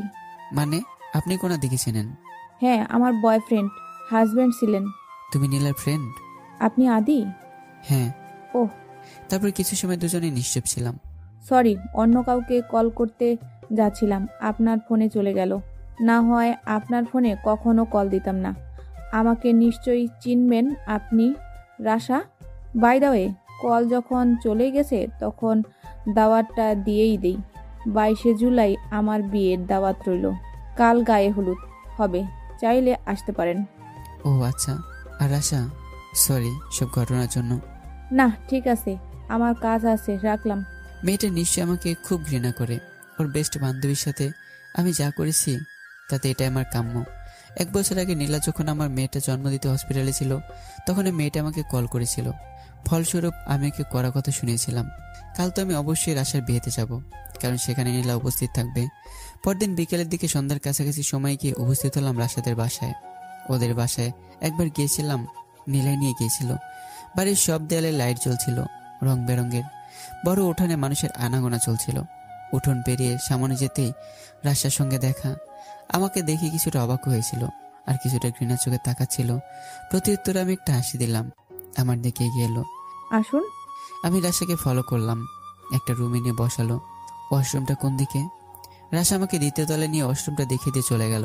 ওয়াশরুমের কাছে বারান্দার মতো বড় একটা জায়গা পেলাম। এখান থেকে পুরো বাড়িটা দেখা যায়। সন্ধ্যা হয়ে গেছে। দাঁড়িয়ে দাঁড়িয়ে পুরো বাড়িটা দেখছিলাম। তখনই কোনো নারী কণ্ঠ কানে ভেসে আসলো। রাজু, তুমি এখানে? খালা তোমাকে ডাকছে। কণ্ঠটা চিনতে আমার ভুল হলো না, যেটা নীলারই কণ্ঠ। ঘুরে নীলার দিকে এগিয়ে গিয়ে নীলার ঠোঁটটা পুরো চুষে নিলাম। নীলা মনে হয় বুঝতে পারলো যে ও যাকে খুঁজছে আমি সে কাঙ্ক্ষিত ব্যক্তির না, অর্থাৎ আমি রাজু না। নীলা আমার কাছ থেকে নিজেকে সারানোর চেষ্টা করলো। নিজেকে সারিয়েও নিল। পরক্ষণে নীলা আমার গালে ঠাস করে একটা চড় মারলো। এই কে রে তুই? বিয়ে বাড়িতে এসেছিস স্যাঁচরামি করার জন্য? আমি নিশ্চুপ। আমি কোনো কথা না বলে নীলার দিকে তাকিয়ে আছি। নীলা আবারও বলতে শুরু করলো। কি রে, কথা বলছিস না কেন? আর এখন তো তোর মুখ দিয়ে কথাই বেরোবে না। এদেরকে যে কে ইনভাইট করে বিয়ে বাড়িতে এসে মেয়েদের সাথে বদমাইশি করে? লজ্জা করে না? লুচ্চা কোথাকার। এদেরকে তো গণপিটানি খাওয়ানো দরকার। এখন যদি এই কথা বিয়ে বাড়ির সবাইকে বলি না, তাহলে তোকে গণধুলাই দিয়ে সবাই মেরে ফেলবে। নীলা আমাকে দেখতে পারছে না, কারণ সেখানে পর্যাপ্ত আলো নেই। সন্ধ্যা হয়ে আছে। আলো জ্বালাতে বোধ হয় কারো মনে নেই। আমি আগের মতোই নিশ্চুপ, কোনো কথা বলছি না। এই ছেলে, সামনে আয়, সামনে আয় বলছি। নীলা ধমক দিয়ে উঠলো। আমি সামনের আলোতে গেলাম। নীলা আমাকে দেখে চমকে গেল। তুমি? চিনতে পেরেছো? আপনাদের মতো পিশাচ আর নিষ্ঠুর মানুষদের না চিনে কি উপায় আছে? আপনি বলছো কেন? কেন তুমি বলতে হবে নাকি? হ্যাঁ। কেন? আপনাকে তো আমি চিনি না, আর অচেনা মানুষকে তো আপনি বলাটাই শ্রেয়। এখন আমি তোমার কাছে অচেনা হয়ে গেলাম? ক্ষমা করে দাও প্লিজ। এই শব্দটা 1 বছর আগে আমি বারবার আপনার কাছে চাইছিলাম, কিন্তু আপনি আমাকে ফিরিয়ে দিয়েছিলেন, মনে আছে? বাই দ্য ওয়ে, আমার অনেক কাজ আছে। বেকার কাজের সময় নষ্ট করার মতো সময় আমার নেই। নীলা আমার কথায় আমাকে ফিরিয়ে দিল। খুব কষ্ট হচ্ছে যে নীলা এখন আমাকে চিনেও না চেনার ভান করছে। আর একটা মেয়েদের সাথে নোংরামি করার জন্য বিয়ে বাড়িটাই বেছে নেবেন না। নীলা রাগে লাল হয়ে গেছে। মনে হয় পারলে নীলা আজও সব ক্ষোভ আমার উপর মিটিয়ে নেবে। নীলার মুখে স্পষ্ট অভিমানের চাপ। অনেক অভিমান জমে আছে আমার উপর। নোংরামি কই করলাম? বউয়ের সাথে এসব করা কি নোংরামি বলে? কিসের বউ? কার বউ? কেন, তুমি তোমার বউ, আর তোমার সাথে একটু ইয়ে না করলে আর কার সাথে করব? হ্যাঁ, আপনি মনে হয় ভুলে গেছেন আদি সাহেব যে আমাদের তো ডিভোর্স হয়ে গেছিল 1 বছর আগে। না, ভুলিনি, তবে ডিভোর্সটাও হয়নি এখনো। মানেটা হলো এই যে ডিভোর্স লেটারে তুমি এখনো সই করনি। নীলা অবাক হয়ে আমার দিকে তাকালো। ওর চোখ বলছে তুমি কিভাবে জানলে? কিন্তু অন্য কিছু প্রকাশ ফুটে তুলতে চাচ্ছে নীলা। পুরুকুসকে তাকালো আমার দিকে। মানে কি বলতে চাচ্ছেন আপনি? আপনি কি করে জানলেন যে আমি ডিভোর্স পেপারে সই করিনি? আপনি সই করতে পেরেছেন, তো আমি পারবো না কেন? আমি একটা হাসি দিয়ে দিলাম। আমার জানা আছে, তোমার সাথে 1 বছর 6 মাস সংসার করে এতটুকু জানতে পেরেছি যে আমি না তুমি শূন্য। নীলা তেলে বেগুনে জ্বলে উঠল। এমন সময় রাশার আগমন। আরে আদি ভাই, আপনি এখনো এখানে দাঁড়িয়ে আছেন? নীলা ঘুরতেই রাশা জিব্বায় কামড় দিয়ে মুখ লুকে অন্যদিকে হয়ে গেল। কারণ রাশা জানে যে নীলা যার আগে আমাকে বেতে ইনভাইট করার কথা শুনে নীলা অবশ্যই তার উপরে অ্যাকশন নেবে। নীলা রাগি মুড নিয়ে রাশার দিকে এগিয়ে গেল। রাশার হাত ধরে টানতে টানতে রুমে নিয়ে গেল। আমি হাসতে থাকলাম। রাশা বেচারি আজ শেষ। আমি রুমের কাছে গিয়ে জানালা দিয়ে দেখলাম নীলা রাশাকে কথা শোনাচ্ছে, আর রাশা বেচারি মাথা নিচু করে কথাগুলো হজম করছে। আমি নিচে এলাম। নীলাকে তো দেখে নিলাম, কিন্তু আমার মেয়েটাকে দেখবো কিভাবে? আর রাশা এ ব্যাপারে সাহায্য করবে না। এমনিতে বেচারি পেট ফুলে গেছে। উঠোনে এসে একটা চেয়ার টেনে বসলাম। কিছুক্ষণ পর রাশা নিচে এলো। আমি রাশার নাজেহাল অবস্থা দেখে হাসতে লাগলাম। হজম হলো? রাশা তেড়ে আসলো আমার দিকে। আপনার জন্যই এত বোকা খেতে হলো। দুলাভাইয়ের জন্য এতটুকু করতে এমন অবস্থা, না জানি পরে কি হবে। রাশা ধরপড় করে উঠলো। না না বাব্বা, আমি আর আপনাকে সাহায্য করাই নেই। আচ্ছা চলুন সবার সাথে পরিচয় করিয়ে দিই। রাশা আমাকে উপরে নিয়ে গেল, সবার সাথে পরিচয় করে দিল নীলার স্বামী হিসেবে। আমি আবার নিচে এসে আমার মেয়েকে কিভাবে দেখা যায় তা প্ল্যান করছি। রাতও হয়ে আসছে। গায়ে হলুদের অনুষ্ঠান শুরু হতে যাচ্ছে। বিয়ের 2 দিন আগে গায়ে হলুদ, কারণ বিয়ের 1 দিন আগে বরদের বাড়িতে বরের গায়ে হলুদ, তাই সেখানে কনেদের সবার দাওয়াত আবশ্যক। আজও অবশ্য বররা সবাই এখানে আসবে। মানুষের খুব বেশি আনাগোনা। একটা বাচ্চাকে দেখতে পেলাম, ছেলে তো বটেই। ডাক দিলাম, কাছে এলো। ডাকলেন কেন? তুমি নীলাকে চেনো? নীলা তোমার কি হয়? ও, তুমি জলাদ আন্টির কথা বলছো? জলাদানটিকে? ওই তো নীলা আন্টি। বাচ্চাটার কথা শুনে তো আমার পেট ফেটে হাসি বেরোচ্ছে। আচ্ছা ভালো কথা, তুমি কি তোমার নীলা আন্টির মেয়েকে চেনো? ওর নাম কি? ও, নীলা আন্টির কিউটিকারের নাম নীলাদ্রি। আমি মনে মনে নামটা সমীকরণ মেলাতে লাগলাম। নীলা, আদি, নীলাদ্রি, খুব সুন্দর নাম। আচ্ছা তুমি ওকে একবার এখানে নিয়ে আসতে পারবে? না না, আমি পারবো না। কেন? আপনি জানেন না নীলা আন্টি কি রাগী? সেদিন আমি ওনাকে বলেছিলাম আমি ওনার মেয়েকে ভালোবাসি, ওনার মেয়েকে বিয়ে করতে চাই, আর উনি আমাকে সে কি দৌড়ানি দিলেন সেদিন। বাচ্চাটার কথা শুনে তো অবাক। এতটুকু পিচ্ছি, তাও ওর ভালোবাসা। আমাকে চেনো তুমি? আমি নীলাদ্রির আব্বু। তুমি যদি নীলাদ্রিকে এখানে নিয়ে আসো, তাহলে নীলাদ্রিকে আমি তোমার সাথে বিয়ে দেবো। বাচ্চাটা চেঁচিয়ে উঠলো। সত্যি? আমি ভয় পেয়ে উঠলাম। যাও আগে নিয়ে আসো। আচ্ছা যাচ্ছি। দৌড়ে চলে গেল। আমি চেয়ারটায় বসে রইলাম। 8 ঘন্টা পর একটা বাচ্চা মেয়েকে নিয়ে আসতে লাগলো। মুখটা ওর বুকের দিকেই করা, জোরে ধরে নিয়ে আসছে যাতে পড়ে না যায়। আমার সামনে এসে মাটিতে রাখলো। আমি মেয়েটাকে আমার দিকে ঘুরাতে যা দেখলাম, এটা তো কোনো মানুষ মনে হচ্ছে না, একদম পুতুলের মতো। Teddy bear. কি লম্বা লম্বা চুল এই বয়সে, ছোট্ট ছোট্ট বেনি করা। নীলাদ্রি দাঁড়াতে পারে, কিছু কিছু হাঁটতেও পারে। আমি অপলক দৃষ্টিতে আমার মেয়েকে দেখছি। মেয়েটার মাঝে নীলার ছায়া খুঁজে পাচ্ছি, একদম নীলার মতোই। চোখের পুঁতিগুলো কালো কালো। নীলাদ্রির ঠোঁট বেঁকে যেই কাঁদতে যাবে, অমনি পিচি ছেলেটা দিল দৌড়। আমি এগিয়ে গিয়েই নীলাদ্রির পিচ্ছি মুখটার গাল দুটোতে হাত দিয়ে আলতো করে শুয়ে বললাম, আম্মু আম্মু। আস্তে আস্তে করে কাঁদতে লাগলো। মেয়ের মুখে এই কথা শুনে আমি রত্ন জয় করে নিলাম। জীবনের প্রথম এত খুশি হলাম। নীলাদ্রিকে কোলে তুলে নিলাম। কেঁদো না আম্মু, কেঁদো না। নীলাদ্রি কান্না থামিয়ে দিল। আমার দিকে তীক্ষ্ণ দৃষ্টিতে তাকিয়ে থাকলো। ছোট ছোট হাতগুলোতে আমার গালে ধরলো, দুকাল 2 হাত দিয়ে ধরলো। আব্বু বলে নীলাদ্রি আমার মুখের সামনে মুখ এনে ঠোঁটে চুমু দিল। তারপর বিশ্বজয় করে হাসি দিয়ে আমার গলা জড়িয়ে ধরলো। আমি অতি আনন্দে কেঁদে দিলাম। আমার মেয়েটা আমাকে আব্বু ডেকেছে। আনন্দে আমি আমার মেয়েকে চেপে ধরলাম, কোলে নিয়ে খেলা করতে লাগলাম। কিছুক্ষণ পর দেখলাম নীলা নিচে নেমে এলো। হন্তদন্ত হয়ে চারদিকে খুঁজতে লাগলো। বুঝলাম নীলাদ্রিকে খুঁজছে। পরক্ষণে আমার দিকে চোখ পড়লো নীলার। তেরে আসলো আমার দিকে। নীলা ঝুঁকে আমার কাছে থেকে নীলাদ্রিকে নিতে চাইলো। আমি নীলার গায়ে সেই পুরনো মিষ্টি ঘ্রাণটা অনুভব করে চোখ বুঝে নিলাম। নীলার চুলগুলো খোলাই ছিল। চুলগুলো উড়ে এসে পড়লো আমার মুখে। ঘ্রাণ শুকতে লাগলাম। অনুভূতিতে চোখ বন্ধ করে নিলাম। চোখ খুলে দেখে নীলা চোখ বড় বড় করে তাকিয়ে আছে। নীলাদ্রিকে আমার কাছে থেকে কেড়ে নিয়ে চলে যাচ্ছিল। এমন সময় নীলাদ্রি কান্না শুরু করে দিল। আব্বু। নীলাদ্রি কাঁদতে কাঁদতে বলল। নীলার আগে কটমট হয়ে নীলাদ্রির মুখ চেপে ধরলো। কিসের আব্বু? হ্যাঁ কিসের আব্বু? তোমার কোনো আব্বু নেই, ওকে? আমি কিছু বলতে সে বললাম না। নীলাদ্রির মুখ ছাড়তেই আবার চেঁচে উঠল। আব্বু। কান্না করছে আনলিমিটেড। নীলাদ্রি গালে ঠাস করে একটা চড় মারল। মেয়েটা মুহূর্তে কান্না বন্ধ করে দিল। থেমে গেল নীলাদ্রি কান্না। আমি নীলা কিছু বলতে যাবো তার আগেই নীলাই বলতে শুরু করলো, আব্বু আব্বু আব্বু। কে শিখিয়েছে এই ডাক তোমাকে? নিশ্চয়ই তুমি যার কোলেছিলে ওই বদলোকটা, আর তুমিও ড্যাং ড্যাং করে আব্বু বলতে শুরু করলে। তোমাকে এত বড় শুধু আমিই করেছি, তোমাকে জন্ম আমিই দিয়েছি, তোমার কোনো আব্বু নেই, বুঝলে? নীলা চিৎকার শুনে রাশা বেরিয়ে এলো। কি রে, কি হয়েছে? দেখো না নীলাদ্রি কাকে না কাকে আব্বু ডাকছে, আর আমি সেটা মেনে নিব, তাই ওকে মেরেছি। এতে তোর কি হলো? তুই যা উপরে। রাশা একবার আমার দিকে তাকালো, বুঝতে পারলো নীলাদ্রি আমাকে আব্বু ডেকেছে। ও তো ঠিকই। রাশাকে আটকে দিয়ে নীলা রাগী কণ্ঠে বলে উঠল, ব্যাস, আমি আমার কথার মাঝে কারো কথা পছন্দ করি না। কিন্তু ও তো বাচ্চা একটা মেয়ে। তো একটা ভুল করেছে, তাই বলে তুই ওকে মারবি? আমার মেয়েকে আমি মারবো, তাতে কার কি? নীলাদ্রি চুপ করে মায়ের বুকের উপর মাথা রেখে শুয়ে আছে আর মাঝে মাঝে ফোপাচ্ছে। এতক্ষণে নীলার আর রাশার কথার চিৎকার চেঁচামেচি দিতে অনেক লোক সেখানে জড়ো হয়ে গেছে। রাশা পরিস্থিতি সামলানোর জন্য, নীলা চল চল, উপরে চল, আর আপনারা সবাই নিজ নিজ কাজে যান। সবাই চলে গেল। নীলা আমার দিকে তাকিয়ে, আমার মেয়ের পাশে যেন কাউকে না দেখি, যদি দেখি তাহলে ভালো হবে না বলে দিলাম। আমাকে উদ্দেশ্য করে বলল। রাশা নীলাকে টানতে টানতে উপরে নিয়ে যেতে লাগলো। নীলা পেছনের দিকে আমার দিকে তাকিয়ে চোখ পাকাতে লাগলো, কঠোর দৃষ্টিতে তাকিয়ে থাকলো, যেন বলছে ভালো হবে না কিন্তু। আমি চেয়ারটাতে বসে পড়লাম। খুব কষ্ট হচ্ছে। নীলা সবার সামনে আমাকে অপমান করলো, আর এত মিষ্টি পুতুলের মতো মেয়েটাকে কে মারে নাকি? আমার উপর রাগ দেখে নীলাদ্রিকে মারলো। আর আমি কি নীলাদ্রি কেউই না? ওই কি সব? আমি তো নীলাদ্রির আব্বু। তাহলে নীলা বলল কেন যে আমি কেউ না?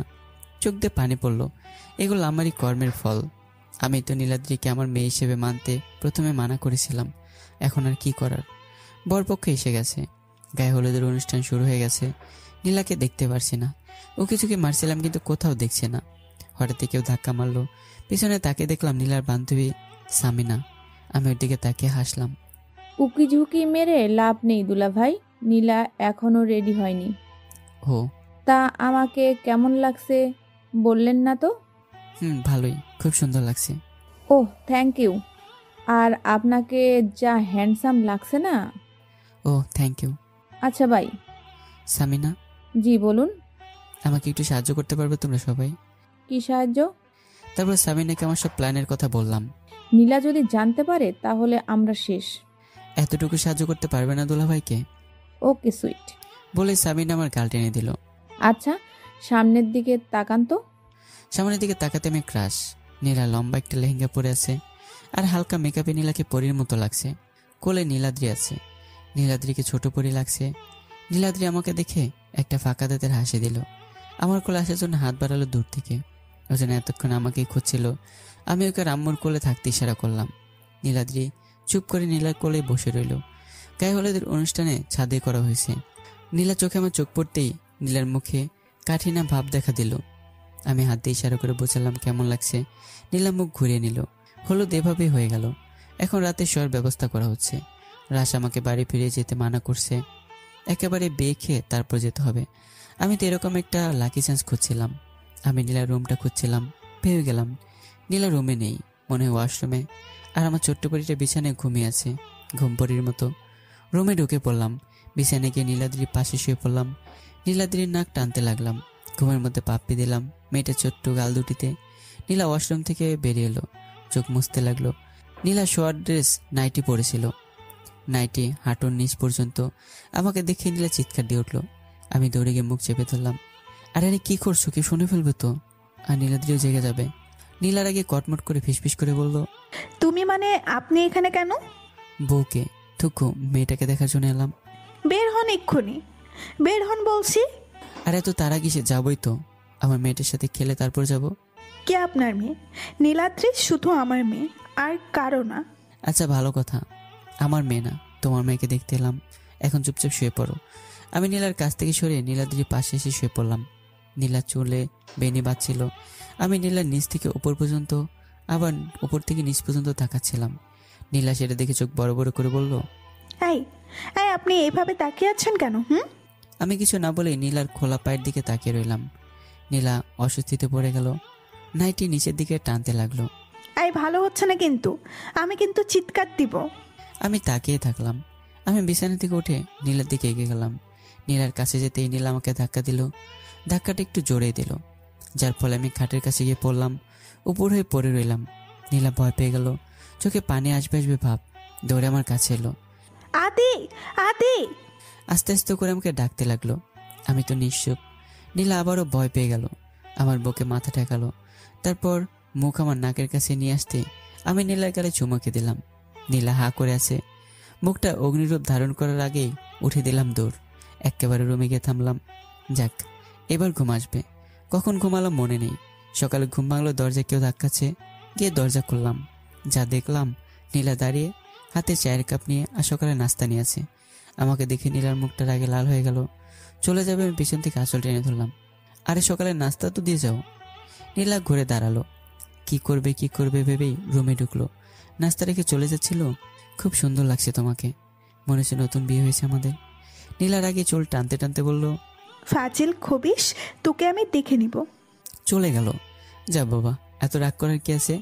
নাস্তা সেরে নিলাম। দিনটা এমনভাবেই কেটে গেল। বিকেলে সবাই বড়দের বাড়িতে গায়ে হলুদের অনুষ্ঠানে যাওয়ার জন্য রেডি হলাম। আমি নীলার দেওয়া কালো পাঞ্জাবিটা পরলাম। রাশার কাছ থেকে নীলার নাম্বার নিয়েছিলাম। একটা মেসেজ করলাম, কালো শাড়িটা পরো কেমন। কিছুক্ষণ পর নীলার রিপ্লাই আসলো, কতগুলো রাগের ইমোজি আর লেখা, আপনার মন্টু। আমি হাসতে হাসতে গড়াগড়ি খাচ্ছি। কিছুক্ষণ পর নীলার বান্ধবীদের দেখতে পেলাম। গিয়ে নুসরাতের মাথায় টোকা দিলাম। নুসরাত ঘুরে আমার হাতে চিমটি দিল। ওহ, এত জোরে কেউ চিমটি দেয়? আমি দেই, আপনি আমার মাথায় টোকা মারলেন কেন? কাজগুলো কথা মতো যেন হয়, আর ট্রিটটাও যেন সময় মতো পাই। ওকে ওকে, আগে নীলাকে পাঠাই, তারপর না হয় ট্রিট। না না দুলাভাই, না পটালেও ট্রিট দিতে হবে। আচ্ছা, যাওয়ার জন্য সবাই বেরিয়ে পড়লো। নীলা কালো শাড়ি পরেছে, কারণ কালাতে নীলা অন্য শাড়িগুলোতে আমি পানি ঢেলে রেখেছিলাম। আমাকে দেখতেই মুখটা বাংলার পাশের মতো করে নিল। আমি অন্যদিকে তাকিয়ে হাসিতে লুটিয়ে পড়লাম। সামিনা, নুসরাত, রিয়া, আমার শাড়িগুলো ঠিকঠাক মতো কাজ করলো। নীলাকে আমার গাড়িতে ঢুকিয়ে দিল। নীলা ঢোকার সাথে সাথে আমি গাড়িতে ঢুকে পড়লাম। নীলা আমাকে দেখে হা হয়ে গেল। আপনি এখানে? উফ! নীলা ডান দিকে দরজা খুলে গাড়ি থেকে নেমে যেতে চাইলো। আমি উঠে দরজা লক করে আটকে দিলাম। ড্রাইভারকে উদ্দেশ্য করে বললাম, গাড়ি স্টার্ট করেন। ড্রাইভার সাহেব গাড়ি স্টার্ট করলেন। নীলা নেমে যাওয়া ব্যর্থ হলো। গাড়ি থামান, আমাকে নামিয়ে দিন। না ভাই, আপনি গাড়ি চালান, থামাবেন না। আপনাকে আমি... বলেই থেমে গেল। আমি হাসতে হাসতে শেষ। আর আমার হাসি দেখে নীলাদ্রি হেসে কুটকুটানি খাচ্ছে। নীলাদ্রিকে হাসতে দেখে নীলা নীলাদ্রির দিকে অগ্নিদৃষ্টিতে তাকালো। নীলাদ্রি চুপ মেরে গেল। বাচ্চাদের দিকে এভাবে তাকাতে নেই। নীলা আমার দিকে তাকিয়ে মুখ বেঁচকে কাটলো। যেমন বাপ তেমনি তার মেয়ে। কিছু বললে? না, আপনাকে কিছু বলিনি, দয়া করে মুখটা বন্ধ রাখুন। ওকে ওকে ওকে। নীলাদ্রি আমার দিকে হাত বাড়ালো। আমিও হাত বাড়ালাম কোলে নেওয়ার জন্য। নীলা নীলাদ্রিকে আড়াল করে নিল। মেয়ে তো ঠিক আমার মতোই শান্তশিষ্ট হয়েছে, কিন্তু মেয়ের মাকে নিয়ে যত জ্বালা। আস্তে করে কথাটা বললেও নীলা সেটা শুনে নিল। Shut up, rubbish. আমি ভয় পেয়ে বুকে থুতু দিলাম। আর ওদিকে নীলাদ্রি আমার কোলে আসার জন্য ছটফট করতে লাগলো। না পেরে কেঁদেই দিল। আব্বু! আরে আমার বাবুনিটার কি হলো? আমার সোনাটার কি হলো মামনি? কাঁদে না, কাঁদে না। কিন্তু নীলাদ্রির ক্রাই মেশিন চলতেই থাকলো। নীলাদ্রি, বাবুনি, কি হয়েছে তোমার? বলো বলো, আম্মুকে বলো। পাশ থেকে আমি বাঁদিকে জানালা দিয়ে বাইরের দৃশ্য দেখতেই বললাম, ও আম্মুর কথা শুনবে না, আব্বুর কথা শুনবে। মুখ ঘিরে তাকাতেই নীলার মুখ দেখে ঠান্ডা হয়ে গেলাম। নীলা নীলাদ্রি কান্না থামানোর জন্য অনেক চেষ্টা করতে লাগলো, কিন্তু নীলা ব্যর্থ। নীলাদ্রি কান্না থামানোর কোনো নামগন্ধই নেই। শেষে নীলা না পেরে নিজের মেয়ের কান্না থামানোর জন্য আমতামতা করে বলল, কেউ যদি কোলে নিতে চায় তাহলে নিতে পারে। অন্যদিকে তাকিয়ে আমি একগাল এসে নীলাদ্রিকে কোলে তুলে নিলাম। মুহূর্তের মধ্যে নীলাদ্রি কান্না থেমে গেল। নীলাদ্রি আমার কোলেই রয়ে গেল, আমার বুকে মাথা রেখে বসে রইল। আর নীলা অন্যদিকে তাকিয়ে রইল। কিছু কিছু অন্ধকার হয়ে আসছে। বেশ দূরেই বড়দের বাসা। নীলা ডুলো ডুলো চোখে এদিকে ওদিকে হেলে পড়ছে। ঘুম ধরছে বোধ হয়। নীলাদ্রি পরম নিশ্চিন্তে আমার বুকে ঘুমিয়ে আছে। শেষে না পেরে নীলা জানালায় হেলান দিয়ে ঘুমিয়ে পড়ল। আমি নীলার মাথা আমার কাঁধে নিয়ে আসলাম। নীলা দুহাত দিয়ে আমাকে আকৃষ্ট করে বেঁধে নিল। পরম শান্তিতে ঘুমাতে লাগলো। আমি দেখছি আমার দুই পরীকে। এটাই আমার পরিবার। কি সুন্দর, কত বড় ভুল করেছিলাম। হ্যাঁ, আজ এমন হতো না। ভাবতে ভাবতে আমারও চোখ লেগে আসলো। কারো ডাকার আওয়াজে ঘুম ভেঙে গেল। চোখ খুলে দেখলাম একটা বাড়ির সামনে, তার মানে এসে গেছে। আমার নড়াচড়া দেখে নীলাও জেগে গেল। জেগে যখন দেখলো আমার কাঁধে মাথা রেখে ঘুমিয়েছে, তখন ধরপড় করে উঠে পড়ল। আমরা এসে গেছি, সবাই তো গাড়ি নিয়ে এ বাসাতেই এলো। ও তাহলে এটাই, চলো। নীলা মাথা কাত করলো। আমি নীলার দিকে কোলে করে গাড়ি থেকে বেরোলাম। সবাই তখন যার যার গাড়ি থেকে বেরিয়ে পড়েছে। সবাই রওনা দিলাম বাসার দিকে। খুব সুন্দর দোতলা, বড় উঠোন, বাড়ির পাশে বাগান। নীলার দিকে আমার কাছে থেকে নিয়ে চলে গেল। বরদের বাড়ির লোকেরা আমাদের বাড়ির ভিতর নিয়ে গেল আর আদর আপ্যায়ন করতে শুরু করলো। রাত হয়ে আসছে। অনেক আদর আপ্যায়নের পর শুরু হলো বরদের হলুদ অনুষ্ঠান। এদের অনুষ্ঠানটাও ছাদে করা হয়েছে। একপাশে নীলাকে দেখতে পেলাম। আমি নীলার কাছে গেলাম, গিয়ে নীলার কানে কানে বললাম, কি ব্যাপার? বান্ধবীর হবু স্বামীর দিকে তাকিয়ে কি করবে? নিজের স্বামীকে দেখো। তোমার বান্ধবীর স্বামীর থেকে আমি স্মার্ট আছি। নীলা বিরক্ত হয়ে তাকালো আমার দিকে। খুব জোরে একটা চিমটি কাটলো। চিৎকার দিয়ে উঠলাম।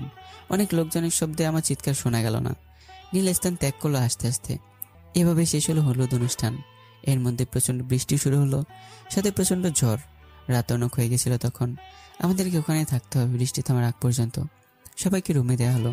আর দ্বিতীয় দলে একটা পার্টির আয়োজন করা হয়েছে। সেখানে কাপল আর যারা স্বামী স্ত্রী ডান্স করছে, আর কিছু পানীয় রয়েছে। আমি গেলাম সেখানে। সবার হাতে পানীয়, আর সবাই নিজেদের মতো নিজের স্ত্রী বা প্রেমিকা নিয়ে স্লো মোশনে ডান্স করছে। সামনে একটা রুমে গিয়ে দেখলাম নীলা সব বান্ধবীরা। নুসরাতকে ডাক দিলাম, নুসরাত, এই নুসরাত। নুসরাত মাথা দিয়ে ইশারা করলো কি।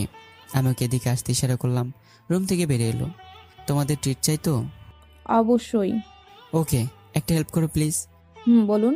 নীলাকে একটা কল করে বলো ওই পার্টির জায়গায় আসতে। তুমি ওখানে আছো। কিন্তু প্লিজ, না করো না। ওকে ওকে, এই শেষবার কিন্তু, আর টিট আমার আলাদাও চাই। নুসরাত নীলাকে কল করে ওখানে আসতে বললো। যান, গিয়ে রোমান্স করুন। করবেই তো, তোমার স্বামী নেই বলে তুমি নীলাকে হিংসা করছো। কি? না কিছু না, বলে পালিয়ে এলাম। পার্টি জায়গায় গিয়ে দাঁড়ালাম। নীলা উপস্থিত হলো। চারদিকে তাকে নুসরাতকে খুঁজতে লাগলো। আমি গিয়ে নীলার পাশে দাঁড়ালাম। নীলার সামনে গিয়ে নীলার পেটে হাত রাখলাম। টান মেরে নিজের কাছে নিয়ে এলাম।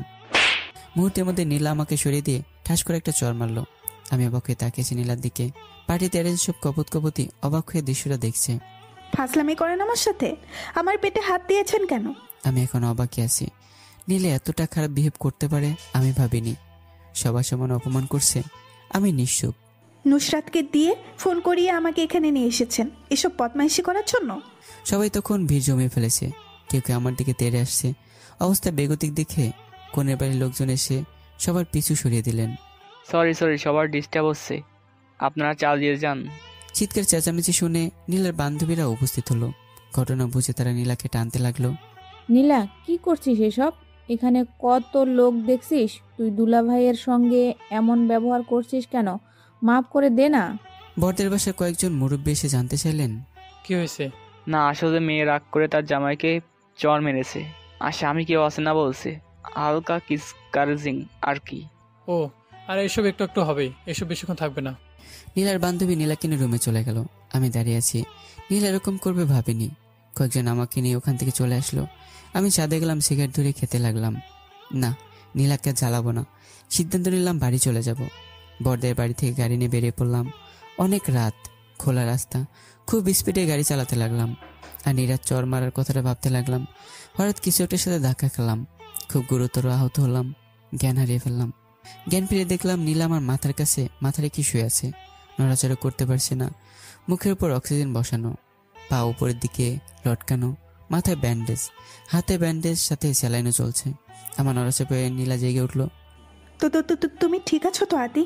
নীলা অক্সিজেনটা খুলে দিল। হ্যাঁ, ঠিক আছে। ডাক্তার, হাতের জ্ঞান ফিরেছে? ডাক্তার সাহেব রুমে ঢুকেই, শুকুর আলহামদুলিল্লাহ, ওই দিন পর আজ আপনার জ্ঞান ফিরল। তা আপনার কেমন লাগছে এখন আদি সাহেব? ভালো। আদি, তোমাকে না বলেছিলাম তুমি কখনো গাড়ি ড্রাইভ করবে না? তাহলে গাড়ি ড্রাইভ করতে গেলে কেন? যদি তোমার কিছু হয়ে যেত? নীলা কাঁদতে কাঁদতে আমার বুকে আশ্রে পড়লো। ভালোই হতো, তোমাকে আর কেউ জ্বালাতো না। চুপ, মেরে ফেলবো একদম। মেরেই ভালো, আর কারো অবহেলার পাত্র হব না। সেদিন এমনি এমনি বলেছিলাম বলে এরকম করতে হবে নাকি? কি এমনি এমনি বলেছিলেন? ওই তো, সবার সামনে যে তোমাকে অপমান করলাম ওগুলো আমি তোমাকে এমনি এমনি করতাম যাতে তুমি আমার কষ্টগুলো উপলব্ধি করতে পারো। আমি কোনো কথা বললাম না। কি হলো, কথা বলছো না কেন? ভালোবাসি তো। তাহলে অবহেলা করলে কেন? আর করব না। তাহলে একটা চুমু দাও। নীলা আমার কপালে একটা চুমু দিল, ব্যান্ডেজের উপরেই। নাকে নাক ঘষতে লাগলো। নীলা, তোর মেয়েটাকে আর রাখতে পারলাম না, নে তোর মেয়েকে। বলে নুসরাত রুমে ঢুকলো। আমাদের কি অবস্থায় দেখেই ঘুরে গেল। সরি, আমি কিছু দেখিনি। সবই তো দেখেই নিয়েছো। কি করব বলুন, সিঙ্গেল মানুষ, একটু একটু রোমান্স দেখতে ইচ্ছা তো করবেই। রোমান্স করতে ইচ্ছে করে না? করে তো, কিন্তু মানুষ তো নেই রোমান্স করার মতো। আছি তো, চোখে দেখো না। আদি। নীলা আমার বুকে কিলকুশি মারতে শুরু করলো। দেখলে কি হিংসুটে। সবাই হেসে উঠলাম। নীলাদ্রিকে আমার বুকে এনে শোয়ালাম, আর নীলা আমার মাথার পাশে। অতঃপর আবারও শুরুতে যাচ্ছে সোনালি দিন। একটা সন্দেহের কারণে নষ্ট হতে যাচ্ছিল একটা মিষ্টি বন্ধন। তাই অতিরিক্ত সন্দেহ ভালো না। সন্দেহ না করে সত্যটা জানার চেষ্টা করুন সবাই। আর ভালো থাকবেন, সুস্থ থাকবেন। আল্লাহ হাফেজ।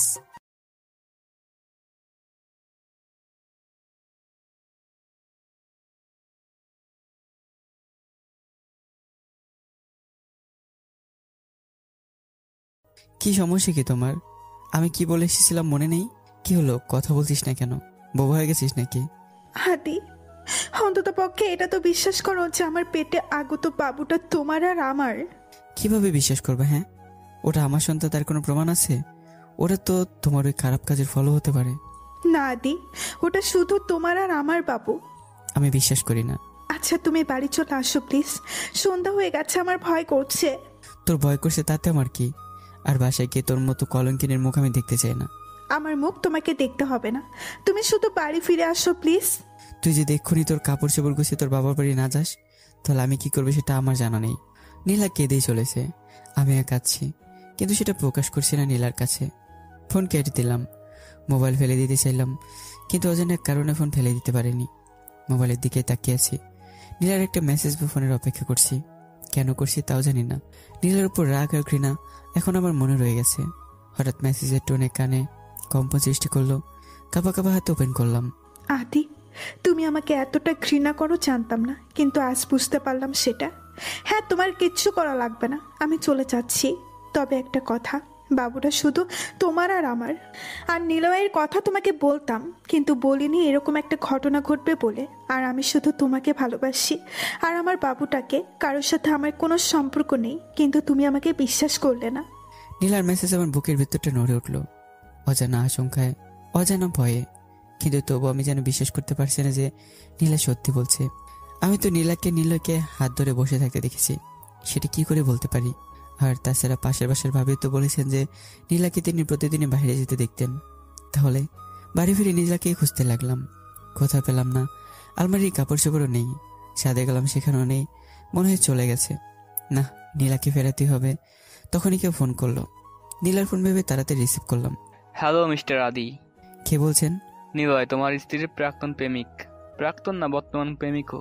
ওয়েট, আমি কিছু প্রুফ দিচ্ছি। ফোন কেটে দিল। মেসেজ আসলো কয়েকটা, SMS এসেছে। ওপেন করলাম, যেটা দেখলাম যাতে আমার মাথায় যেন আকাশ ভেঙে পড়লো। নীলা আর নীলয়ের কিছু অন্তরঙ্গ ছবি। ছবিগুলো আমাদের বিয়ের আগের, কিন্তু বর্তমানে কয়েকটা ছবি আছে যেটাতে নীলা আর নীলয় পার্কে বসে আছে।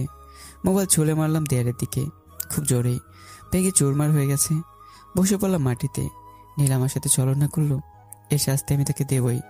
পরদিন একজন ব্যারিস্টারের সাথে কথা বললাম ডিভোর্সের ব্যাপারে। কয়েক মাস লাগবে কাগজ রেডি করতে। না, এই ছলনাময়ী কলঙ্কিনী মেয়ের সাথে আমি সংসার করতে চাই না। নতুন মোবাইলে সিমটা চালু করলাম। প্রায় কিছু সময় পরে নীলার ফোন। একের পর এক ফোন করেই যাচ্ছে, মেসেজও করছে, কিন্তু আমি কল রিসিভ করছি না, মেসেজও সিন করছি না। নীলার নাম্বারটা ব্লক লিস্টে রেখে দিলাম। বাসা থেকে বের হয়ে পার্কে গেলাম, যেটা নীলার আমার প্রথম দেখা হয়েছিল। এখানে আমি প্রথম নীলাকে দেখেছিলাম। কোণে দেখেছিলাম, বিয়ের কথাবার্তা চলছিল, কিন্তু তখনও নীলা আমাকে তার অ্যাফেয়ারের ব্যাপারে কিছু বলেনি। এই পার্কটি আমার মন খারাপের সাথী। যখন মন খারাপ হয় এখানে এসে বসে থাকি, তখন কারো হাত আমার খাতে পড়ল। চমকে উঠলাম, স্পর্শটা খুবই পরিচিত। নীলা। তাকাতে দেখলাম নীলা। কিছু বলতে যাব তার আগে নীলা আমার পায়ে পড়ে গেল। আমাকে ক্ষমা করো আদি, আমি তোমাকে ছাড়া থাকতে পারবো না। তুমি কেন বুঝতে পারছো না? আমি তো নিশ্চুপ হয়ে আছি।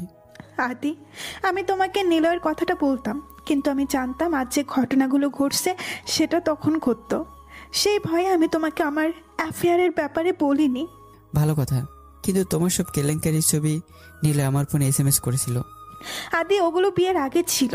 আর নিলয় এই কাজটা করবে তাই আমি নিলয়ের সাথে এটার মীমাংসা করতে চাচ্ছিলাম। আমি এটা বিশ্বাস করি না। আর লয়ার সাহেবের সাথে কথা হয়ে গেছে, আর মাত্র কয়েকটা মাস আমরা স্বামী স্ত্রী থাকবো, তারপর দুজন দুদিকে। আদি, তুমি এটা করো না, তুমি আমার দিকে তাকাও আদি। নীলা আমার পা জড়িয়ে ধরে কাঁদছে। নীলাকে চর মারার সামর্থ্যও নেই, না হয় সব ঘৃণা আর এক নীলার উপরে আমি ছেড়ে নিতাম। আমি নীলাকে পা থেকে ছাড়িয়ে উঠে চলে যাচ্ছিলাম। আদি, তুমি অন্তত পক্ষে তোমার বাবুটির কথা একবার ভাবো। আমি এর কথাটা শুনে থমকে দাঁড়ালাম, কিন্তু পরে আবার হাঁটতে শুরু করলাম। এটা তো আমার না, নীলের বাচ্চা। চলে এলাম, বাসায় এসেছি। আমাকে দেখে আব্বু আম্মু যেন আকাশের চাঁদ হাতে পেয়ে গেল। আসলে আমি চাকরির সুবাদে আব্বু আম্মুর থেকে আলাদা বাসায় থাকি। অফিসটা আমাদেরই, আগে আব্বু চালাতো, এখন অফিসের সব দায়ভার আমার উপর ছেড়ে দিয়েছে। কি রে, তুই একা? বৌমা কোথায়? আমি নিশ্চুপ। কিরে, কথা বলছিস না কেন? তারপর আব্বু আর আম্মুকে সব ঘটনা খুলে বললাম। তোর কোথাও ভুল হচ্ছে। নীলামা এমন করতেই পারে না, ও তোকে নিজের থেকেও বেশি ভালোবাসে। তাহলে এটা কেন করলো আব্বু? আমি কেঁদে উঠলাম। আম্মু আমাকে তার বুকে জড়িয়ে নিল। কাঁদিস না আব্বু, আর যাই করবি ভেবে চিন্তা করিস। হ্যাঁ, এটা কিন্তু তোর পুরো লাইফের কথা, যা করবি ভেবেই করবি। আমাকে কিছু না বলে আব্বু আর আম্মু আমাকে তাদের আপ্যায়ন করা শুরু করলো। রুমের বারান্দায় দোলনাতে বসে আছি, মোবাইলের রিং বেজেই চলছে। অপরিচিত নাম্বার, দ্বিতীয়বারের মতো রিসিভ করলাম। হ্যালো, আসসালামু আলাইকুম। আদি ভাইয়া? জি, কে বলছেন? আমি নীলার বান্ধবী। শুনলাম আপনার আর নীলার মাঝে সমস্যা চলছে। ঠিকই শুনেছেন, এখন আমার ভালো লাগছে না, পরে কল করেন।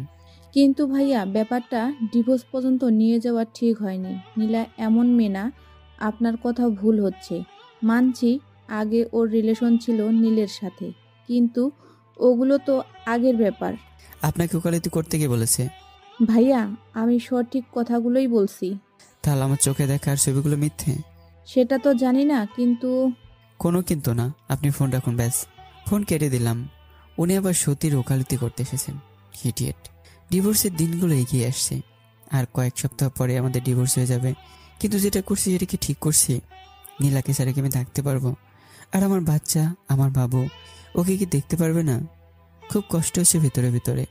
আম্মু মাঝে মাঝে বলেন যে, চেহারার একই অবস্থা করেছিস, মুখে এত দাড়ি কেন? আমার তখন কী বা বলার থাকে। আম্মুর দিকে তাকিয়ে মুচকি একটা হাসি দিই। নীলা অবশ্য ডিভোর্সটা আটকানোর জন্য প্রচুর চেষ্টা করেছে। মাঝে মাঝে পার্কে পেয়ে যাই, ও কথা বলার জন্য এগিয়ে আসে, বাট আমি চলে যাই। কি দরকার ছলনা মেয়ের সাথে মায়ের খেলাটা খেলার? নীলাদের বাসা বেশি দূরে না, আমাদের বাসা থেকে 20-25 মিনিটের রাস্তা। এতদিনে হয়তো নীলার পেটে ওর সন্তান অনেক বড় হয়ে গেছে, পেটটা মনে হয় অনেক বড় হয়ে গেছে। বাবুটা বড় হচ্ছে তো, তাই বাবুটা নীলার পেটে গিয়ে লাথি মারে, ছেলে না মেয়ে হবে? আরে আমি এসব ভাবছি কেন? বাবুটা তো আমারই না, ওটা নীলয়ের। নীলার সাথে দেখা হয়ে যাওয়ার ভয়ে বাসা থেকে বের হয় না। বেশ কয়েকদিন আগে নীলা বাসায় এসেছিল, কিন্তু আমি ওর সাথে দেখা করিনি। বলেছিলাম এরকম কলঙ্কিনীর মুখ আমি দেখতে চাই না। খুব কষ্টে কথাটা বলেছিলাম, বলার সময় গলা ধরে যাচ্ছিল। পুরনো সিমটা ভেঙে ফেলেছি, নতুন সিম মোবাইলে চালু করেছি। রুমের বারান্দায় দাঁড়িয়েছিলাম, আম্মু কখন পাশে এসে দাঁড়িয়েছে খেয়ালই করিনি। আদি, এভাবে আর কত? কি? তুই তো নিজেকে শেষ করে দিচ্ছিস, কেন এরকম করছিস? হয়তো আমার ভাগ্যে এটাই ছিল। আম্মুর চোখে জল মুছে চলে গেল। মোবাইলে আলো জ্বলছে, হাত দিলাম।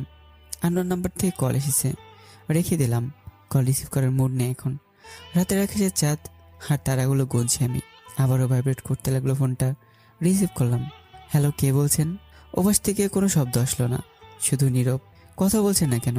কি বলবো, কিছু বলতে গেলেই তো ফোন কেটে দিবে। খুব ইচ্ছা হচ্ছিল তোমার কণ্ঠস্বরটা শোনার। নীলার কণ্ঠ শুনে আমি নিশ্চুপ হয়ে গেলাম। খুব রাগ হলো আমার। নীলার উপর আমার প্রচণ্ড রাগ আর অভিমান জমা হয়েছে। কেমন আছো? যেমনটা রেখেছ। কেমন ক্ষতি করেছিলাম তোমার, এরকম একটা শাস্তি দিলে? তুমি আমার জেদটাকে এখনো ধরে রেখেছ? একটুও বোঝার চেষ্টা করছো না আমাকে? তোমাকে বোঝার মতো মানুষ তোমার কাছে আছে। তুমি শুধরাবে না? তোমাকে খুব দেখতে ইচ্ছে করছে। কাল একবার, শুধু একবার দেখা করতে পারবে? আমার কাছে অতটা সময় নেই। বেশি না, মাত্র 10 থেকে 15 মিনিট হলেই চলবে। দেখা যাবে। থ্যাঙ্কস। সকাল 10টার দিকে পারলে আসলে একটা কল করো। Good night. Good night. Call কেটে দিলাম অনিচ্ছা সত্ত্বেও। মুখে ফুটে উঠল, জানি না কেন। ওয়াশরুমে গিয়ে ফ্রেশ হয়ে রুমে এসে শুয়ে পড়লাম। চোখটা বারবার পাশের দিকে যাচ্ছে, মনে হচ্ছে পাশে নীলাই শুয়ে আছে। কেন জানি না নীলার কথা শুধু ভাবতে ভালো লাগে, কিন্তু নীলাকে দেখলে আমার প্রচণ্ড ঘৃণা হয়। আর ওর কথা শুনলে এমনটা হয়। রাগে যেন আমার চোখ মুখ জ্বলে গেল। কখন ঘুমিয়ে পড়লাম মনে নেই। সকালে ঘুম ভাঙলো। নীলার সাথে দেখা করবো না ভেবে রেডি হয়ে নিলাম। খাবার খেয়ে বেরিয়ে পড়লাম। অফিসে এখন আর যায় না। আব্বুর অফিসের দিকটা আব্বুই সামলে নিয়েছে। বাসার গাড়িটা নিয়ে পার্কটায় পৌঁছালাম। নীলা সেখানে আগে থেকে উপস্থিত ছিল। আমার আশা দেখে নীলা এক দৃষ্টিতে তাকিয়েছিল। নীলার পেটটাতে বাবুর চিহ্ন স্পষ্ট, তবে নীলার চোখে নিচে কালি পড়ে গেছে। আসলে তাহলে ভেবেছি আসবে না। হুম। খুব বড় একটা সিদ্ধান্ত নিয়ে নিলে। ভাবতেই পারিনি এমনটা করবে। তোমার জেদ আর অ্যাটিটিউডের কাছে হেরে গেলাম। নীলা চোখ দিয়ে পানি টপ টপ করে পড়তে লাগলো। এমনি তো জেদ ধরেনি। খুব খারাপ একটা কাজ করেছো তুমি। জানি, কিন্তু সেটা বিয়ের আগে করেছিলাম। আর তুমি যে ছবিগুলো দেখিয়েছিলে সেগুলো ওই দিন তোলা হয়েছিল, যেদিন আমি নিলয়ের সাথে দেখা করতে চাচ্ছিলাম এর একটা বিহিত করতে। হ্যাঁ, ওই দিন তো তুমি গিয়েছিলে আর ওইসব পোস্ট নষ্ট করেছিলে। নিলয় বদমাইশ করে জোর করে আমাকে জড়িয়ে ধরে আর সেটার ফটো তোলে। আর ও আমার ঠোঁটে চুমু খেয়েছিল। ওকে আমি চড়ও মেরেছিলাম। তোমার কথাটাই যে সঠিক তার কোনো প্রমাণ? Any proof? না, সেটা তোমার বিশ্বাসের উপর নির্ভর করছে। তোমার কথাটা তো বাসরাতে বিশ্বাস করেছিলাম, তাই না? সেটা সমস্যা না, সমস্যা বিয়ের পরের ব্যাপারটা। আচমকা নীলা আমার হাত নিয়ে তার পেটে রাখলো। হাত দিয়ে দেখো, এটা তোমারই সন্তান। আর করো না। দেখো বাবু, তোমাকে আব্বু আম্মু ডাকছে। না, এটা আমার সন্তান না। বিশ্বাস করো, এটা তোমারই অস্তিত্ব। তোমার ভ্রূণটাই ওর সৃষ্টি। আর করো না, বিশ্বাস করো। নীলা কেঁদে উঠল। টাইম আপ বলে হাতটা ঝাটকা মেরে ওর পেট থেকে হাতের শিকলবন্দি থেকে নিজের হাতটা ছাড়িয়ে নিয়ে পার্কের গেটের দিকে পা বাড়ালাম। নীলা চিৎকার করে বলল, আদি, তুমি আমাকে বিশ্বাস করো। আমার এভাবে একা করে যেও না। চোখ মুছতে মুছতে চলে এলাম। ছলনামের ছলনায় আমের মেতে উঠছে না। বাসায় চলে এলাম। তারপর ডিভোর্সের দিন দেখতে দেখতে চলে এলো সেই দিন। আমার হাতে চলে এসেছে একটা পেপার, ডিভোর্স পেপার। আমাকে নীলাকে আলাদা করতে চলে এসেছে এই পিচাস পেপার। ডিভোর্স লেটারটা এই মুহূর্তে আমার হাতে রয়েছে। হাত কাঁপছে। তাহলে সত্যি কি শেষ হতে যাচ্ছে আমাদের এতদিনের সম্পর্ক? না, আর ভাবতে পারছি না যেটা করছি সেটা কি ঠিক করছি। পরক্ষণে মনে হলো ঠিকই তো করছি। নীলার মধ্যে একটা খারাপ নষ্টামের সাথে সংসার করার তো কোনো প্রশ্ন ওঠে না, যে কিনা বিবাহিত হয়েও অন্যের বউ হয়েও একটা বাইরের ছেলের সাথে নোংরামি করে বেড়ায় অনায়াসে, যে কিনা নীলার এক্স বয়ফ্রেন্ড। নীলার প্রতি আমার যেন মনে পৃথিবীর সব রাগে ঘৃণা জড়ো হলো। ওকে আমার কাছে সুখী ছিল না। আমি তো যতটুকু পারতাম নীলাকে সময় দিতাম। অফিসের এমডি হওয়া সত্ত্বেও অফিসের কাজ রেখে কাজের ফাঁকে ফাঁকে নীলাকে সময় দিতাম। কিন্তু নীলা এই প্রতিদান দিল। নীলা তো বলতে পারতো আমার কাছে সুখী না, তাহলে অনেক আগে মুক্তি দিয়ে দিতাম। বাবুটাকে দেখার আশা থাকতো না তখন। কিন্তু নীলা অনায়াসেই ওর এক্সের সাথে সময় কাটাতে শুরু করলো। ধ্যান ভাঙতেই ডিভোর্স পেপারটার দিকে তাকালাম। অনেকটা ভিজে গেছে চোখের পানিতে।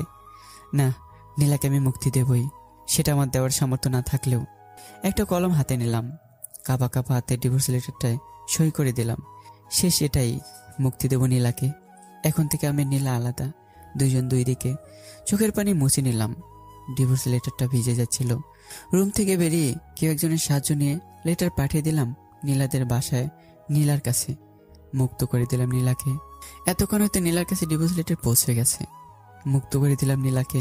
আসলে কি নীলার আমি একে অপর থেকে আলাদা হয়ে গেলাম? কখনো ভাবিনি এমনটা হবে, হওয়ার কথাও ছিল না। নীলা আমার সাথে যে বিশ্বাসঘাতকতা করলো, তার জন্য আজ দুজন দুদিকে। মোবাইলের সিমটা খুলে ফেলে দিলাম, কারণ নীলার নাম্বারটা জেনে গেছে। নীলা হয়তো নীলার এই বাচ্চা মেনে নিচ্ছে না, তাই নীলা বাচ্চাটা আমার বলে আমার পরিচয় জন্ম দিতে যাচ্ছে। কিন্তু বাচ্চাটা তো আমার না, তাহলে আমার পরিচয় বড় হবে কেন? ভাবছিলাম এইসব কিছু। ঘোর কাটলো কারো স্পর্শে। কেউ কাঁধে হাত রেখেছে। তুই তো এটাই চাইছিলি, তাহলে এখন কাঁদছিস কেন? ওর চলে যাওয়াতে কাঁদছি না, ও আমার সাথে আমার ছলনা করতে পারলো তা ভেবে কাঁদছি। আর বাচ্চাটা? ভালো করে যাচাই করে দেখেছিস তো? আমার মনে হয় না নীলা এমন করবে। আমি নিজে চোখে দেখেছি আব্বু, আর ফটোও তো আছে। মাঝে মাঝে চোখের দেখাও মিথ্যা হয়।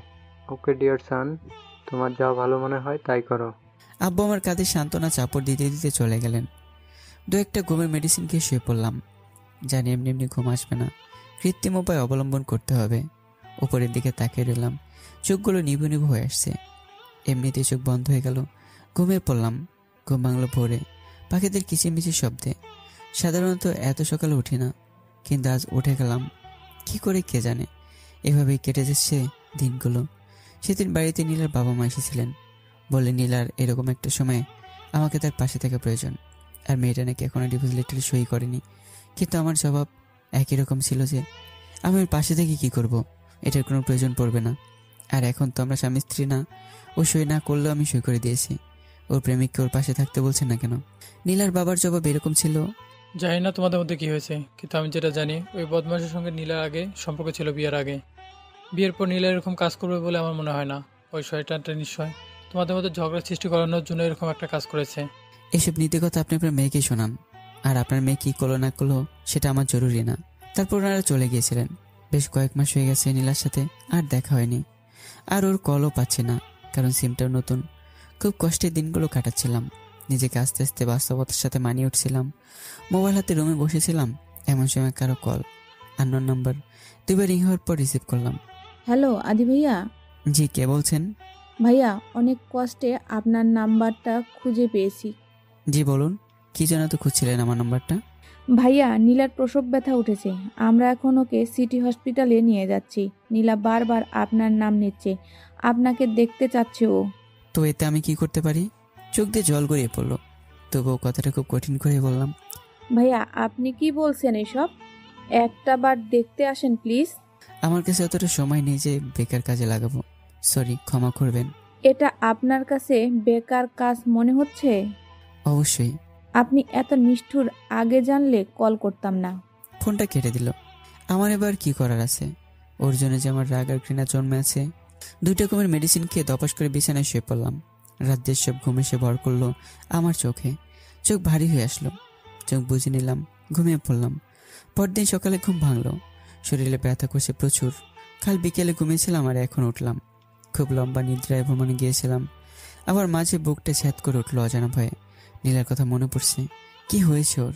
কিছু হয়নি তো? ছেলে না মেয়ে বাবু হয়েছে, খুব জানতে ইচ্ছে করছে। কিন্তু কেন? আমি তোকে ঘৃণা করি, প্রচণ্ড ঘৃণা করি। মোবাইল হাতে নিয়ে জিসানার নাম্বারে কল করলাম। নীলার মামাতো ভাই। হ্যালো, কে বলছেন? আমি আদি। ও, তা কল করছেন কেন? আপনার সাথে কথা বলার ইচ্ছা নেই আমার। জাস্ট একটা প্রশ্নের জবাব দিয়ে কল কেটে দাও।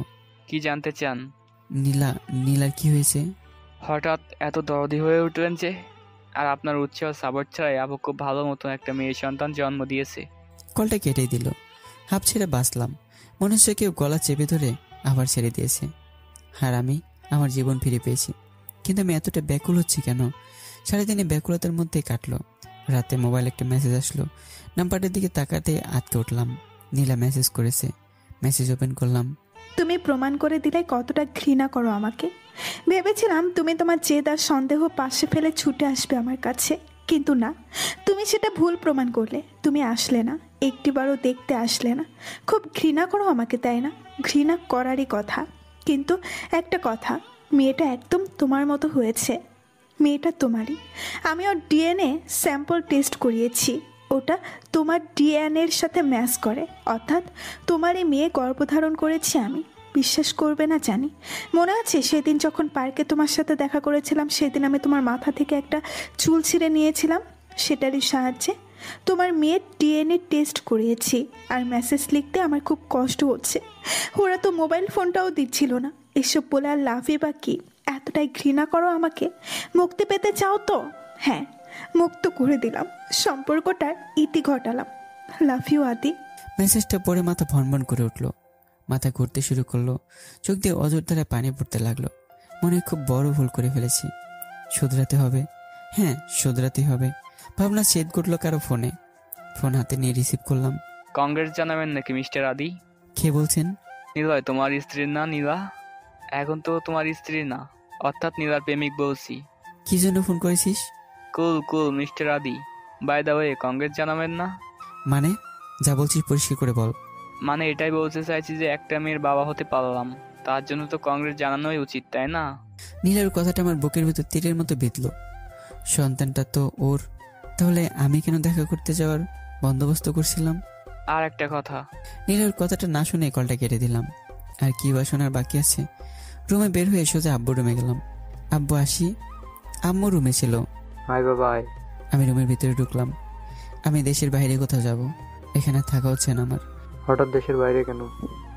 দেশেই থাকবা, বেটা মিলে আমাদের বিজনেসটা দেখাশোনা করব। আর কাল না হয় আমরা সবাই ঘুরতে যাব। না বাবা, আমার ভালো লাগছে না। তুমি সবকিছু রেডি করো, আমি কাল পরশুর মধ্যে চলে যেতে চাই। আব্বু আমার দিকে তাকালো। ঘুরতে যাবে নাকি আব্বু? না, ওখানে গিয়ে থেকে যাব, আর কোনো বিদেশ কোম্পানিতে চাকরি খুঁজে নেব। চাকরি করার কি দরকার, এমনিই যা। না এমনি, এতদিন থাকতে পারবো না, চাকরি করব। তুমি সব ব্যবস্থা করো। আচ্ছা, কোথায় যাবি? তুমি ঠিক করে দাও। আচ্ছা দেখি, ব্যাংকক গেলে হবে না? বলে নিজের রুমে চলে আসলাম। এয়ারপোর্টে আছি, সাথে আব্বু আম্মু আর বন্ধুরা, যাদের কথা গল্পে উল্লেখ করিনি। সবাইকে বিদায় জানিয়ে চলে যাচ্ছিলাম। আব্বু আম্মু কাঁদতে কাঁদতে শেষ, আর বন্ধুরা একের পর এক জড়িয়ে ধরেছে। বিদায় জানিয়ে চলে এলাম। প্লেনে উঠলাম। নিজেদের উড়োজাহাজ এটা, আব্বুর অর্থাৎ আমাদের বিজনেসের উড়োজাহাজ এটা। বিদেশি ক্লায়েন্টের সাথে বিজনেস সম্পর্কিত কাজে ব্যবহার করে থাকেন আব্বু। ফাঁকা ফাঁকা, কেউই নেই। মাথা এলিয়ে দিলাম সিটে। পাড়ি দিচ্ছি নতুন জায়গায়। 1 বছর হয়ে গেছে প্রবাস জীবনের, যেদের কারণে 1 বছর খুব ভালোভাবে কাটিয়ে দিয়েছি। খুব মনে পড়েছে নিজ দেশের প্রতিটা মানুষের কথা। বেশি মনে পড়েছে নীলার কথা। নীলার বাচ্চাটা নিশ্চয়ই অনেক বড় হয়ে গেছে। নীলার মেয়ের জন্মের 2 দিন পর আমি ব্যাংকক এসেছিলাম, অর্থাৎ নীলার মেয়ের 1 বছর 2 দিন হয়ে গেছে। আজ দেশে ফেরার জন্য মনটা ব্যাকুল হয়ে উঠেছে। এখন আর আগের জেদটা নেই, নীলার প্রতি কোনো ঘৃণা নেই, শুধু আছে কিছুটা অভিমান। ভাবছি দেশে ফিরে নীলাকে ফিরে আনবো নিজের কাছে। কিন্তু নীলা কি এখন আর আমাকে ভালোবাসে? এখন না, নীলা তো আমাকে আগেও ভালোবাসতো না। ওর সব ভালোবাসা তো নীলের জন্য। দেশে ফেরার সব ব্যবস্থা করে ফেলেছি, কালে ফিরে যাব। সবকিছু গুছিয়ে নিলাম। অন্ধকার সূর্যকে ডেকে নিচ্ছে, রাতে সে উপস্থিত হচ্ছে। গ্লাস ভেদ করে আমার চোখে সেই দৃশ্য অবলোকন করছে। শুয়ে পড়লাম একটু তাড়াতাড়ি। কাল দেশে ফিরতে হবে হয়তো, তাই চোখ লেগে আসছে। চলে যাচ্ছি ঘুমের দেশে। ঘুম ভাঙলো সকালে। রাতে কিছু খাইনি, তাই পেটে ক্ষুধা লেগে আছে। গায়ে একটা শার্ট গলে বেরিয়ে পড়লাম রেস্টুরেন্টের দিকে। খাবার খেয়ে রুমে ফেললাম। সবকিছু সাথে করে নিয়ে বেরিয়ে পড়লাম ফ্লাইটের উদ্দেশ্যে। অনেক সমস্যা সমাধানের পর উঠে পড়লাম নিজ দেশে পৌঁছে দেওয়া যানবাহনে। দীর্ঘ 1 দিন 8 ঘন্টা পর দেশে ফিরলাম। প্লেন থেকে নেমে আসতে সজীব আমাকে জড়িয়ে ধরলো। এদেরকে কে বলে যে আমি দেশে ফিরছি? মনে হয় আব্বু বলেছে। একের পর এক মিজান, সাকিব, মাহিন, রাফি সবগুলো হারামি এসে জড়িয়ে ধরতে শুরু করলো। তোরে কি শুরু করলি এটা? তুই বুঝবি কি করে আমাদের আনন্দ? তুই তো হিংসুটে, আমাদের আনন্দ দেখতে পারিস না। ওকে ওকে, মাপ চাই। সবগুলোর সাথে কোলাকুলি দীর্ঘ সময় পার করে দেখা মিলল আব্বু আর আম্মুর। আব্বু এসে আমাকে জড়িয়ে ধরলো। এতটা নিষ্ঠুর তুই, আমাদের রেখে এত বছর অন্য জায়গায় থাকতে পারলি? এতটা বছর কয়ে, 1 বছরই তো মাত্র। আব্বুর সাথে কথা বলে আম্মুর দিকে এগিয়ে গেলাম। গিয়ে আম্মুকে জড়িয়ে ধরলাম। আম্মু হো হো করে কেঁদে উঠলো। তোর কি একটিবারও আম্মুর কথা মনে পড়েনি?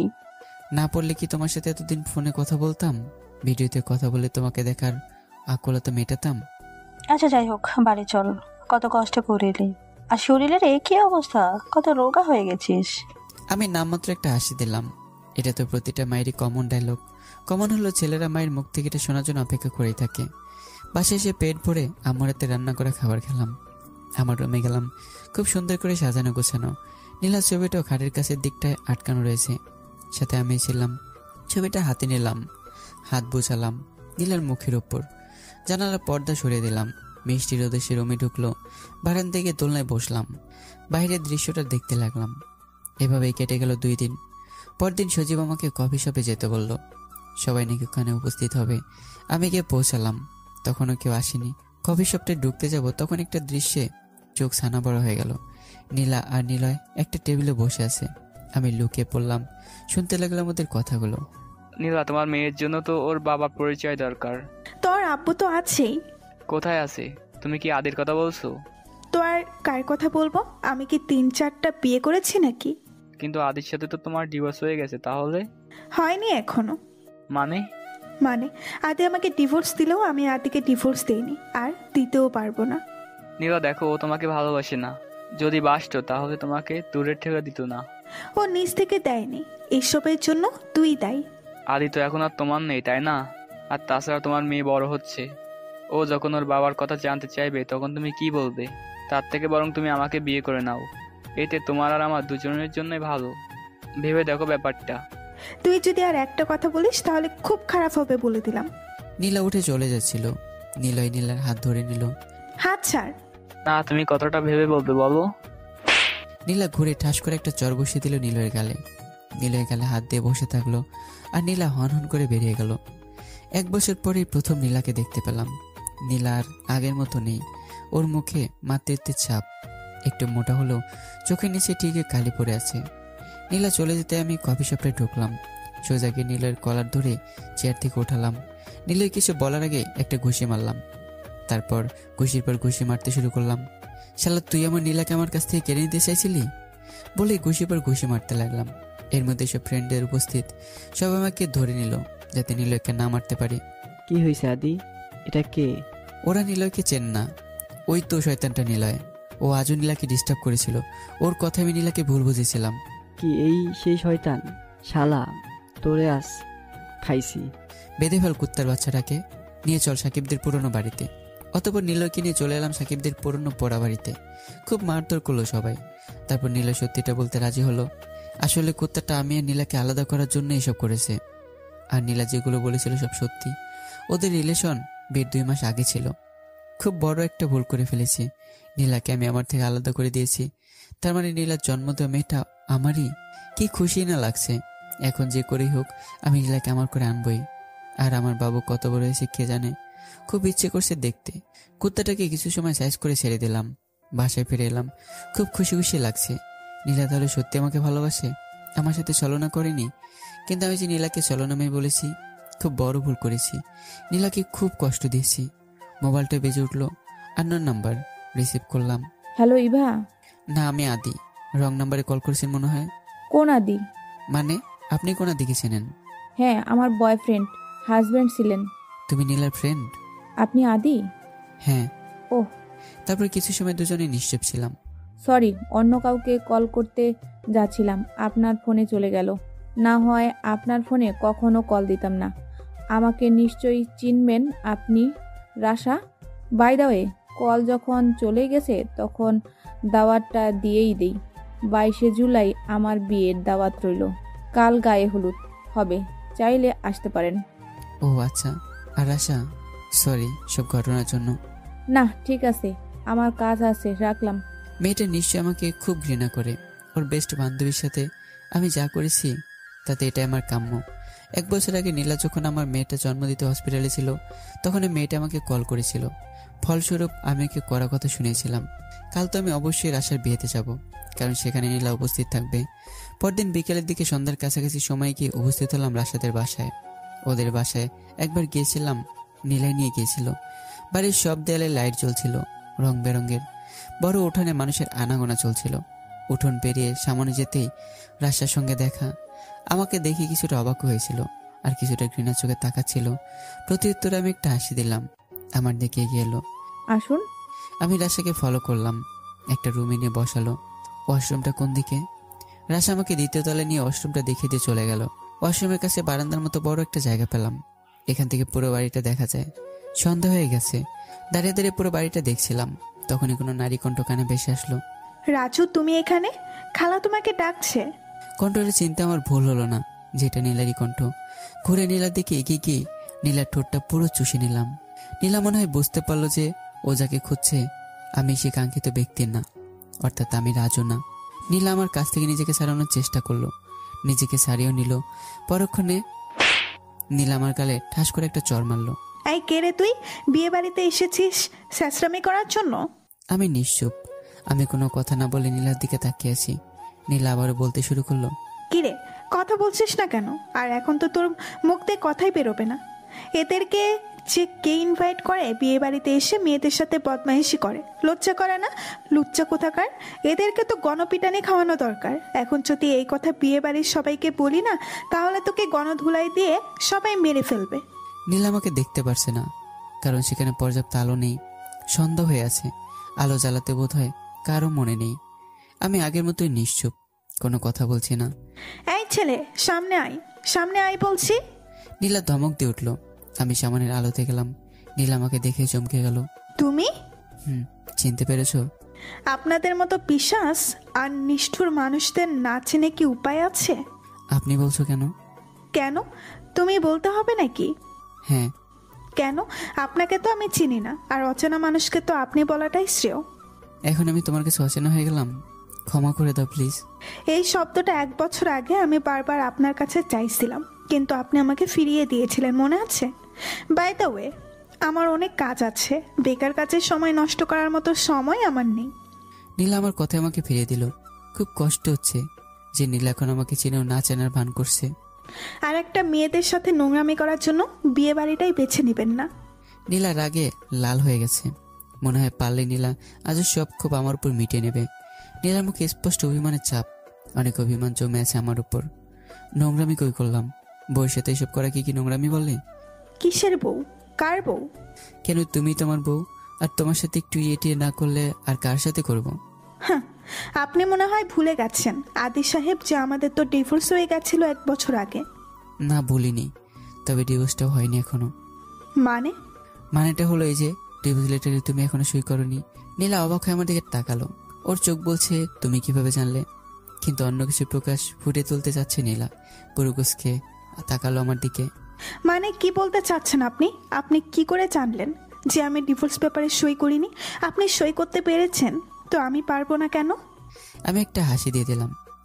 আমার জানা আছে তোমার সাথে 1 বছর 6 মাস সংসার করে এতটুকু জানতে পেরেছি যে আমি না তুমি শূন্য।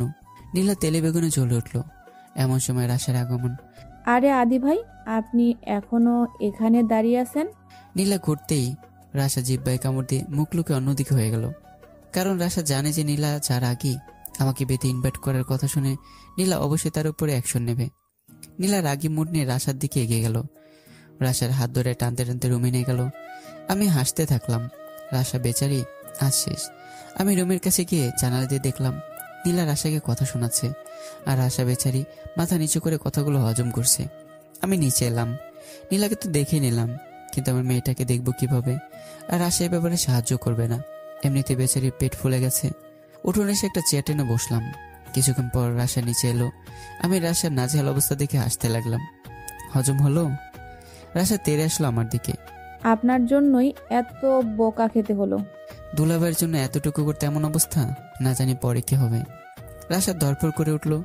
না না বাব্বা, আমি আর আপনাকে সাহায্য করাই নেই। আচ্ছা চলুন সবার সাথে পরিচয় করিয়ে দিই। রাশা আমাকে উপরে নিয়ে গেল, সবার সাথে পরিচয় করে দিল নীলার স্বামী হিসেবে। আমি এবার নিচে এসে আমার মেয়েকে কিভাবে দেখা যায় তার প্ল্যান করছি। রাতও হয়ে আসছে। গায়ে হলুদের অনুষ্ঠান শুরু হতে যাচ্ছে। বিয়ের 2 দিন আগে গায়ে হলুদ, কারণ বিয়ের 1 দিন আগে বরদের বাড়িতে বরের গায়ে হলুদ, তাই সেখানে কনেদের সবার দাওয়াত আবশ্যক। আজও অবশ্য বররা সবাই এখানে আসবে। মানুষের খুব বেশি আনাগোনা। একটা বাচ্চাকে দেখতে পেলাম, ছেলে তো বটেই। ডাক দিলাম, কাছে এলো। ডাকলেন কেন? তুমি নীলাকে চেনো? নীলা তোমার কি হয়? ও, তুমি জলাদ আন্টির কথা বলছো? জলাদানটিকে? ওই তো নীলা আন্টি। বাচ্চাটার কথা শুনে তো আমার পেট ফেটে হাসি বেরোচ্ছে। আচ্ছা ভালো কথা, তুমি কি তোমার নীলা আন্টির মেয়েকে চেনো? ওর নাম কি? ও, নীলা আন্টির কিউটিকারের নাম নীলাদ্রি। আমি মনে মনে নামটা সমীকরণ মেলাতে লাগলাম। নীলা, আদি, নীলাদ্রি, খুব সুন্দর নাম। আচ্ছা তুমি ওকে একবার এখানে নিয়ে আসতে পারবে? না না, আমি পারবো না। কেন? আপনি জানেন না নীলা আন্টি কি রাগী? সেদিন আমি ওনাকে বলেছিলাম আমি ওনার মেয়েকে ভালোবাসি, ওনার মেয়েকে বিয়ে করতে চাই, আর উনি আমাকে সে কি দৌড়ানি দিলেন সেদিন। বাচ্চাটার কথা শুনতে মা অবাক। এতটুকু পিচ্ছি, তাও আর ভালোবাসা। আমাকে চেনো তুমি? আমি নীলাদ্রির আব্বু।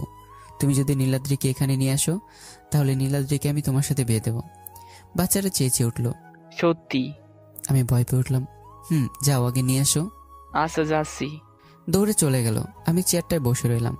8 ঘন্টা পর একটা বাচ্চা মেয়েকে নিয়ে আসতে লাগলো। মুখটা ওর বুকের দিকেই করা, জোরে ধরে নিয়ে আসছে যাতে পড়ে না যায়। আমার সামনে এসে মাটিতে রাখলো। আমি মেয়েটাকে আমার দিকে ঘুরাতে যা দেখলাম, এটা তো কোনো মানুষ মনে হচ্ছে না, একদম পুতুলের মতো। টেডি বিয়ার, কি লম্বা লম্বা চুল এই বয়সে, ছোট্ট ছোট্ট বেনি করা। নীলাদ্রি দাঁড়াতে পারে, কিছু কিছু হাঁটতেও পারে। আমি অপলক দৃষ্টিতে আমার মেয়েকে দেখছি। মেয়েটার মাঝে নীলার ছায়া খুঁজে পাচ্ছি, একদম নীলার মতোই। চোখের পুঁতিগুলো কালো কালো। নীলাদ্রির ঠোঁট বেঁকে যেই কাঁদতে যাবে অমনি পিচি ছেলেটা দিল দৌড়। আমি এগিয়ে গিয়েই নীলাদ্রির পিচ্ছি মুখটার গাল দুটোতে হাত দিয়ে আলতো করে শুয়ে বললাম, আস্তে আস্তে করে কাঁদতে লাগলো। মেয়ের মুখে এই কথা শুনে আমি রত্ন জয় করে নিলাম। জীবনের প্রথম এত খুশি হলাম। নীলাদ্রিকে কোলে তুলে নিলাম। কেঁদো না আম্মু, কেঁদো না। নীলাদ্রি কান্না থামিয়ে দিল। আমার দিকে তীক্ষ্ণ দৃষ্টিতে তাকিয়ে থাকলো। ছোট ছোট হাতগুলোতে আমার গালে ধরলো, দুকাল দুই হাত দিয়ে ধরলো। আব্বু, বলে নীলাদ্রি আমার মুখের সামনে মুখ এনে ঠোঁটে চুমু দিল। তারপর বিশ্বজয় করে হাসি দিয়ে আমার গলা জড়িয়ে ধরলো। আমি অতি আনন্দে কেঁদে দিলাম। আমার মেয়েটা আমাকে আব্বু ডেকেছে। আনন্দে আমি আমার মেয়েকে চেপে ধরলাম, কোলে নিয়ে খেলা করতে লাগলাম। কিছুক্ষণ পর দেখলাম নীলা নিচে নেমে এলো। হন্তদন্ত হয়ে চারদিকে খুঁজতে লাগলো। বুঝলাম নীলাদ্রিকে খুঁজছে। পরক্ষণে আমার দিকে চোখ পড়লো নীলার। তেরে আসলো আমার দিকে। নীলা ঝুঁকে আমার কাছে থেকে নীলাদ্রিকে নিতে চাইলো। আমি নীলার গায়ে সেই পুরনো মিষ্টি ঘ্রাণটা অনুভব করে চোখ বুজে নিলাম। নীলার চুলগুলো খোলাই ছিল। চুলগুলো উড়ে এসে পড়লো আমার মুখে। ঘ্রাণ শুকতে লাগলাম। অনুভূতিতে চোখ বন্ধ করে নিলাম। চোখ খুলে দেখি নীলা চোখ বড় বড় করে তাকিয়ে আছে।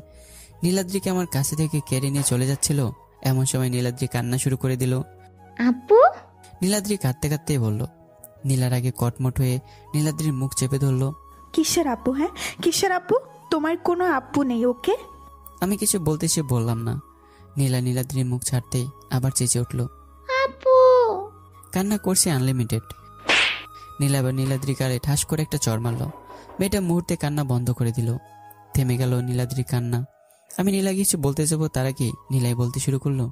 আব্বু আব্বু আব্বু, কে শিখিয়েছে এই ডাক তোমাকে? নিশ্চয়ই তুমি যার কোলেছিলে ওই বদলোকটা, আর তুমিও ড্যাং ড্যাং করে আব্বু বলতে শুরু করলে। তোমাকে এত বড় শুধু আমিই করেছি, তোমাকে জন্ম আমিই দিয়েছি, তোমার কোনো আব্বু নেই, বুঝলে? নীলা চিৎকার শুনে রাশা বেরিয়ে এলো। কি রে, কি হয়েছে? দেখো না নীলাদ্রি কাকে না কাকে আব্বু ডাকছে, আর আমি সেটা মেনে নিব, তাই ওকে মেরেছি। এতে তোর কি হলো? তুই যা উপরে। রাশা একবার আমার দিকে তাকালো। বুঝতে পারলো নীলাদ্রি আমাকে আব্বু ডেকেছে। ও তো ঠিকই। রাশাকে আটকে দিয়ে নীলা রাগী কণ্ঠে বলে উঠল। ব্যাস, আমি আমার কথার মাঝে কারো কথা পছন্দ করি না। কিন্তু ও তো বাচ্চা একটা মেয়ে। তো একটা ভুল করেছে, তাই বলে তুই ওকে মারবি? আমার মেয়েকে আমি মারবো, তাতে কার কি? নীলাদ্রি চুপ করে মায়ের বুকের উপর মাথা রেখে শুয়ে আছে আর মাঝে মাঝে ফোপাচ্ছে। এতক্ষণে নীলার আর রাশার কথার চিৎকার চেঁচামেচিতে অনেক লোক সেখানে জড়ো হয়ে গেছে। রাশা পরিস্থিতি সামলানোর জন্য, নীলা চল চল, উপরে চল, আর আপনারা সবাই নিজ নিজ কাজে যান। সবাই চলে গেল। নীলা আমার দিকে তাকিয়ে, আমার মেয়ের পাশে যেন কাউকে না দেখি, যদি দেখি তাহলে ভালো হবে না বলে দিলাম। আমাকে উদ্দেশ্য করে বলল। রাশা নীলাকে টানতে টানতে উপরে নিয়ে যেতে লাগলো। নীলা পেছনের দিকে আমার দিকে তাকিয়ে চোখ পাকাতে লাগলো। কঠোর দৃষ্টিতে তাকিয়ে থাকলো, যেন বলছে ভালো হবে না কিন্তু। আমি চেয়ারটাতে বসে পড়লাম। খুব কষ্ট হচ্ছে। নীলা সবার সামনে আমাকে অপমান করলো। আর এত মিষ্টি পুতুলের মতো মেয়েটাকে কে মারে নাকি? আমার উপর রাগ দেখে নীলা নীলাদ্রিকে মারলো। আর আমি কি নীলাদ্রি খেউই না? ওই কি সব? আমি তো নীলাদ্রির আব্বু। তাহলে নীলা বললো কেন যে আমি কেউ না? চোখ দিয়ে পানি পড়লো। এগুলো আমারই কর্মের ফল। আমি তো নীলাদ্রিকে আমার মেয়ে হিসেবে মানতে প্রথমে মানা করেছিলাম। এখন আর কি করার? বরপক্ষ এসে গেছে। গায়ে হলুদের অনুষ্ঠান শুরু হয়ে গেছে। নীলাকে দেখতে পারছি না। ও কিছুকে মারছিলাম কিন্তু কোথাও দেখছি না। হঠাৎ কেউ ধাক্কা মারলো। পিছনে তাকে দেখলাম নীলার বান্ধবী সামিনা। আমি ওর দিকে তাকিয়ে হাসলাম। উকি ঝুঁকি মেরে লাভ নেই দুলা ভাই, নীলা এখনো রেডি হয়নি। ও, তা আমাকে কেমন লাগছে বললেন না তো? ভালোই, খুব সুন্দর লাগছে। ওহ, থ্যাংক ইউ। আর আপনাকে যা হ্যান্ডসাম লাগছে না। ও, থ্যাংক ইউ। আচ্ছা ভাই। সামিনা, জি বলুন। আমাকে একটু সাহায্য করতে পারবে তোমরা সবাই? কি সাহায্য? তারপর সামিনাকে আমার সব প্ল্যানের কথা বললাম। নীলা যদি জানতে পারে তাহলে আমরা শেষ। এতটুকু সাহায্য করতে পারবে না দুলাভাইকে? ওকে সুইট। বলে সামিনা আমার গাল টেনে দিল। আচ্ছা, সামনের দিকে তাকান তো। সামনের দিকে তাকাতে আমি ক্রাশ। নীলা লম্বা একটা লেহেঙ্গা পরে আছে আর হালকা মেকআপে নীলাকে পরীর মতো লাগছে। কোলে নীলাদ্রি আছে। নীলাদ্রিকে ছোট পরী লাগছে। নীলাদ্রি আমাকে দেখে একটা ফাঁকা দাঁতের হাসি দিল। আমার কোলে আসার জন্য হাত বাড়ালো দূর থেকে। ও যেন এতক্ষণ আমাকেই খুঁজছিল। আমি ওকে আম্মুর কোলে থাকতে ইশারা করলাম। নীলাদ্রি চুপ করে নীলার কোলে বসে রইল। গায়ে হলুদের অনুষ্ঠানে ছাদে করা হয়েছে। নীলা চোখে আমার চোখ পড়তেই নীলার মুখে কাঠিনা ভাব দেখা দিল। আমি হাত দিয়ে ইশারা করে বোঝালাম কেমন লাগছে। নীলা মুখ ঘুরিয়ে নিল। হলুদ এভাবেই হয়ে গেল। এখন রাতে শোয়ার ব্যবস্থা করা হচ্ছে। রাশ আমাকে বাড়ি ফিরে যেতে মানা করছে। একেবারে বিয়ে খেয়ে তারপর যেতে হবে। আমি তো এরকম একটা লাকি চান্স খুঁজছিলাম। আমি নীলার রুমটা খুঁজছিলাম, পেয়ে গেলাম নীলা রুমে নেই, মনে হয় ওয়াশরুমে। আর আমার ছোট্ট পরীটা বিছানায় ঘুমিয়ে আছে ঘুমপড়ির মতো। রুমে ঢুকে পড়লাম, বিছানায় গিয়ে নীলাদ্রির পাশে শুয়ে পড়লাম। নীলাদ্রির নাক টানতে লাগলাম, ঘুমের মধ্যে পাপ্পি দিলাম মেয়েটার ছোট্ট গাল দুটিতে। নীলা ওয়াশরুম থেকে বেরিয়ে এলো, চোখ মুছতে লাগলো।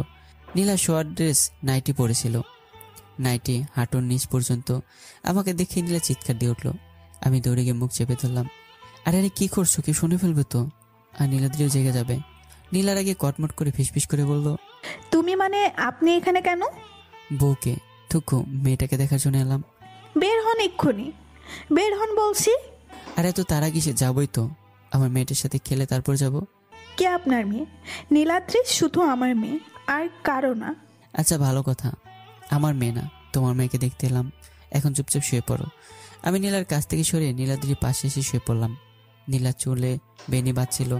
আমি নীলার নিচ থেকে উপর পর্যন্ত, আবার উপর থেকে নিচ পর্যন্ত তাকাচ্ছিলাম। নীলা সেটা দেখে চোখ বড় বড় করে বলল, এই এই আপনি এইভাবে তাকিয়ে আছেন কেন? আমি কিছু না বলে নীলার খোলা পায়ের দিকে তাকিয়ে রইলাম। নীলা অস্বস্তিতে পড়ে গেল, নাইটি নিচের দিকে টানতে লাগলো। এই ভালো হচ্ছে না কিন্তু, আমি কিন্তু চিৎকার দিব। আমি তাকিয়ে থাকলাম। আমি বিছানা থেকে উঠে নীলার দিকে এগিয়ে গেলাম। নীলার কাছে যেতেই নীলা আমাকে ধাক্কা দিল। ধাক্কাটা একটু জোরে দিল, যার ফলে আমি খাটের কাছে গিয়ে পড়লাম। উপর হয়ে পড়ে রইলাম। নীলা ভয় পেয়ে গেল, চোখে পানি আসবে আসবে ভাব, দৌড়ে আমার কাছে এলো। আদি, আদি! আস্তে আস্তে করে আমাকে ডাকতে লাগলো। আমি তো নিশ্চুপ। নীলা আবারও ভয় পেয়ে গেল, আমার বুকে মাথা ঠেকালো। তারপর মুখ আমার নাকের কাছে নিয়ে আসতে আমি নীলার গালে চুমুকে দিলাম। নীলা হা করে আছে। মুখটা অগ্নিরূপ ধারণ করার আগেই উঠে দিলাম দৌড়। একেবারে রুমে গিয়ে থামলাম। যাক, এবার ঘুম আসবে। কখন ঘুমালাম মনে নেই। সকালে ঘুম ভাঙলো, দরজা কেউ ধাক্কাচ্ছে। গিয়ে দরজা খুললাম, যা দেখলাম নীলা দাঁড়িয়ে হাতে চায়ের কাপ নিয়ে আর সকালে নাস্তা নিয়ে আছে। আমাকে দেখে নীলার মুখটা রাগে লাল হয়ে গেল। চলে যাবে আমি পিছন থেকে আঁচল টেনে ধরলাম। আরে সকালে নাস্তা তো দিয়ে যাও। নীলা ঘুরে দাঁড়ালো, কি করবে ভেবেই রুমে ঢুকলো। নাস্তা রেখে চলে যাচ্ছিল। খুব সুন্দর লাগছে তোমাকে, মনে হচ্ছে নতুন বিয়ে হয়েছে আমাদের। নীলার আগে চুল টানতে টানতে বলল, ফাজিল খবিস, তোকে আমি দেখে নিব। চলে গেল। যা বাবা, এত রাগ করার কি আছে। নাস্তা সেরে নিলাম। দিনটা এমনভাবেই কেটে গেল। বিকেলে সবাই বড়দের বাড়িতে গায়ে হলুদের অনুষ্ঠানে যাওয়ার জন্য রেডি হলাম। আমি নীলার দেওয়া কালো পাঞ্জাবিটা পরলাম। রাশার কাছ থেকে নীলার নাম্বার নিয়েছিলাম। একটা মেসেজ করলাম, কালো শাড়িটা পরো কেমন। কিছুক্ষণ পর নীলার রিপ্লাই আসলো, কতগুলো রাগের ইমোজি আর লেখা, আপনার মন্টু। আমি হাসতে হাসতে গড়াগড়ি খাচ্ছি। কিছুক্ষণ পর নীলার বান্ধবীদের দেখতে পেলাম। গিয়ে নুসরাতের মাথায় টোকা দিলাম। নুসরাত ঘুরে আমার হাতে চিমটি দিল। ওহ, এত দূরে কেউ চিমটি দেয়? আমি দেই, আপনি আমার মাথায় টোকা মারলেন কেন? কাজগুলো কথা মতো যেন হয়, আর টিটটাও যেন সময় মতো পাই। ওকে ওকে, আগে নীলাকে পটাই, তারপর হয় ট্রিট। না না দুলাভাই, না পটালেও টিট দিতে হবে। আচ্ছা, যাওয়ার জন্য সবাই বেরিয়ে পড়লো। নীলা কালো শাড়ি পরেছে, কারণ কাল রাতে নীলা অন্য শাড়িগুলোতে আমি পানি ঢেলে রেখেছিলাম। আমাকে দেখতেই মুখটা বাংলার পাশের মতো করে নিল। আমি অন্যদিকে তাকিয়ে হাসিতে লুটিয়ে পড়লাম। সামিনা, নুসরাত, রিয়া, আমার শাড়িগুলো ঠিকঠাক মতো কাজ করলো। নীলাকে আমার গাড়িতে ঢুকিয়ে দিল। নীলা ঢোকার সাথে সাথে আমি গাড়িতে ঢুকে পড়লাম। নীলা আমাকে দেখে হা হয়ে গেল। আপনি এখানে? উফ! নীলা ডান দিকে দরজা খুলে গাড়ি থেকে নেমে যেতে চাইলো। আমি উঠে দরজা লক করে আটকে দিলাম। ড্রাইভারকে উদ্দেশ্য করে বললাম, গাড়ি স্টার্ট করেন। ড্রাইভার সাহেব গাড়ি স্টার্ট করলেন। নীলা নেমে যাওয়া ব্যর্থ হলো। গাড়ি থামান, আমাকে নামিয়ে দিন। না ভাই, আপনি গাড়ি চালান, থামাবেন না। আপনাকে আমি... বলেই থেমে গেল। আমি হাসতে হাসতে শেষ। আর আমার হাসি দেখে নীলাদ্রি হেসে কুটকুটানি খাচ্ছে। নীলাদ্রিকে হাসতে দেখে নীলা নীলাদ্রির দিকে অগ্নিদৃষ্টিতে তাকালো। নীলাদ্রি চুপ মেরে গেল। বাচ্চাদের দিকে এভাবে তাকাতে নেই। নীলা আমার দিকে তাকিয়ে মুখ ভেসকি কাটলো। যেমন বাপ তেমনি তার মেয়ে। কিছু বললে? না, আপনাকে কিছু বলিনি, দয়া করে মুখটা বন্ধ রাখুন। ওকে ওকে ওকে। নীলাদ্রি আমার দিকে হাত বাড়ালো। আমিও হাত বাড়ালাম কোলে নেওয়ার জন্য। নীলা নীলাদ্রিকে আড়াল করে নিল। মেয়ে তো ঠিক আমার মতোই শান্তশিষ্ট হয়েছে, কিন্তু মেয়ের মাকে নিয়ে যত জ্বালা। আস্তে করে কথাটা বললেও নীলা সেটা শুনে নিল। Shut up, rubbish! আমি ভয় পেয়ে বুকে থুতু দিলাম। আর ওদিকে নীলাদ্রি আমার কোলে আসার জন্য ছটফট করতে লাগলো। না পেরে কেঁদেই দিল। আব্বু! আরে আমার বাবুনিটার কি হলো, আমার সোনাটার কি হলো মামুনি? কাঁদে না কাঁদে না। কিন্তু নীলাদ্রির ক্রাই মেশিন চলতেই থাকলো। নীলাদ্রি, বাবুনি কি হয়েছে তোমার? বলো বলো, আম্মুকে বলো। পাশ থেকে আমি বাঁদিকে জানালা দিয়ে বাইরের দৃশ্য দেখতেই বললাম, ও আম্মুর কথা শুনবে না, আব্বুর কথা শুনবে। মুখ ঘিরে তাকাতেই নীলার মুখ দেখে ঠান্ডা হয়ে গেলাম। নীলা নীলাদ্রির কান্না থামানোর জন্য অনেক চেষ্টা করতে লাগলো, কিন্তু নীলা ব্যর্থ। নীলাদ্রির কান্না থামানোর কোনো নামগন্ধই নেই। শেষে নীলা না পেরে নিজের মেয়ের কান্না থামানোর জন্য আমতামতা করে বলল, কেউ যদি কোলে নিতে চায় তাহলে নিতে পারে। অন্যদিকে তাকিয়ে আমি একগাল এসে নীলাদ্রিকে কোলে তুলে নিলাম। মুহূর্তের মধ্যে নীলাদ্রি কান্না থেমে গেল। নীলাদ্রি আমার কোলেই রয়ে গেল, আমার বুকে মাথা রেখে বসে রইল। আর নীলা অন্যদিকে তাকিয়ে রইল। কিছু কিছু অন্ধকার হয়ে আসছে, বেশ দূরেই বড়দের বাসা। নীলা ডুলো ডুলো চোখে এদিকে ওদিকে হেলে পড়ছে, ঘুম ধরছে বোধহয়। নীলাদ্রি পরম নিশ্চিন্তে আমার বুকে ঘুমিয়ে আছে। শেষে না পেরে নীলা জানালায় হেলান দিয়ে ঘুমিয়ে পড়লো। আমি নীলার মাথা আমার কাঁধে নিয়ে আসলাম। নীলা দুহাত দিয়ে আমাকে আকৃষ্ট করে বেঁধে নিল, পরম শান্তিতে ঘুমাতে লাগলো। আমি দেখছি আমার দুই পরীকে, এটা আমার পরিবার। কি সুন্দর, কত বড় ভুল করেছিলাম। হ্যাঁ, আজ এমন হতো না। ভাবতে ভাবতে আমারও চোখ লেগে আসলো। কারো ডাকার আওয়াজে ঘুম ভেঙে গেল। চোখ খুলে দেখলাম একটা বাড়ির সামনে, তার মানে এসে গেছে। আমার নাড়াচাড়া দেখে নীলাও জেগে গেল। জেগে যখন দেখলো আমার কাঁধে মাথা রেখে ঘুমিয়েছে, তখন ধরপড় করে উঠে পড়লো, আমরা এসে গেছি, সবাই তো গাড়ি নিয়ে এ বাসাতেই এলো। ও তাহলে এটাই, চলো। নীলা মাথা কাত করলো। আমি নীলাদিকে কোলে করে গাড়ি থেকে বেরোলাম। সবাই তখন যার যার গাড়ি থেকে বেরিয়ে পড়েছে। সবাই রওনা দিলাম বাসার দিকে। খুব সুন্দর দোতলা, বড় উঠোন, বাড়ির পাশে বাগান। নীলা নীলাদ্রিকে আমার কাছে থেকে নিয়ে চলে গেল। বড়দের বাড়ির লোকেরা আমাদের বাড়ির ভিতর নিয়ে গেল আর আদর আপ্যায়ন করতে শুরু করলো। রাত হয়ে আসছে। অনেক আদর আপ্যায়নের পর শুরু হলো বড়দের হলুদ অনুষ্ঠান। এদের অনুষ্ঠানটাও ছাদে করা হয়েছে। একপাশে নীলাকে দেখতে পেলাম। আমি নীলার কাছে গেলাম, গিয়ে নীলার কানে কানে বললাম, কি ব্যাপার, বান্ধবীর হবু স্বামীর দিকে তাকিয়ে কি করবে? নিজের স্বামীকে দেখো, তোমার বান্ধবীর স্বামীর থেকে আমি স্মার্ট আছি। নীলা বিরক্ত হয়ে তাকালো আমার দিকে, খুব জোরে একটা চিমটি কাটলো। চিৎকার দিয়ে উঠলাম। অনেক লোকজনের শব্দে আমার চিৎকার শোনা গেল না। নীলা স্থান ত্যাগ করলো আস্তে আস্তে। এভাবে শেষ হলো হলুদ অনুষ্ঠান। এর মধ্যে প্রচন্ড বৃষ্টি শুরু হলো, সাথে প্রচন্ড ঝড়। রাত অনেক হয়ে গেছিল তখন। আমাদেরকে ওখানে থাকতে হবে বৃষ্টি থামার আগ পর্যন্ত। সবাইকে রুমে দেওয়া হলো। আর দ্বিতীয় দলে একটা পার্টির আয়োজন করা হয়েছে। সেখানে কাপল আর যারা স্বামী স্ত্রী ডান্স করছে, আর কিছু পানীয় রয়েছে। আমি গেলাম সেখানে। সবার হাতে পানীয়, আর সবাই নিজেদের মতো নিজের স্ত্রী বা প্রেমিকা নিয়ে স্লো মোশনে ডান্স করছে। সামনে একটা রুমে গিয়ে দেখলাম নীলা সব বান্ধবীরা। নুসরাতকে ডাক দিলাম, নুসরাত, এই নুসরাত। নুসরাত মাথা দিয়ে ইশারা করলো কি। আমি ওকে এদিকে আসতে ইশারা করলাম। রুম থেকে বেরিয়ে এলো। তোমাদের ট্রিট চাই তো? অবশ্যই। ওকে, একটা হেল্প করো প্লিজ। বলুন। নীলাকে একটা কল করে বলো ওই পার্টি জায়গায় আসতে, তুমি ওখানে আছো। কিন্তু প্লিজ না করো না। ওকে ওকে, এই শেষবার কিন্তু, আর টিট আমার আলাদাও চাই। নুসরাত নীলাকে কল করে ওখানে আসতে বললো। যান, গিয়ে রোমান্স করুন। করবেই তো, তোমার স্বামী নেই বলে তুমি নীলাকে হিংসা করছো। কি? না না, কিছু না বলে পালিয়ে এলাম। পার্টি জায়গায় গিয়ে দাঁড়ালাম। নীলা উপস্থিত হলো। চারদিকে তাকে নুসরাতকে খুঁজতে লাগলো। আমি গিয়ে নীলার পাশে দাঁড়ালাম। নীলার সামনে গিয়ে নীলার পেটে হাত রাখলাম। টান মেরে নিজের কাছে নিয়ে এলাম। মুহূর্তের মধ্যে নীলা আমাকে সরিয়ে দিয়ে ঠাস করে একটা চড় মারলো। আমি অবাক হয়ে তাকিয়েছি নীলার দিকে। পার্টিতে অ্যারেঞ্জ সব কপত কপতি অবাক হয়ে দৃশ্যটা দেখছে।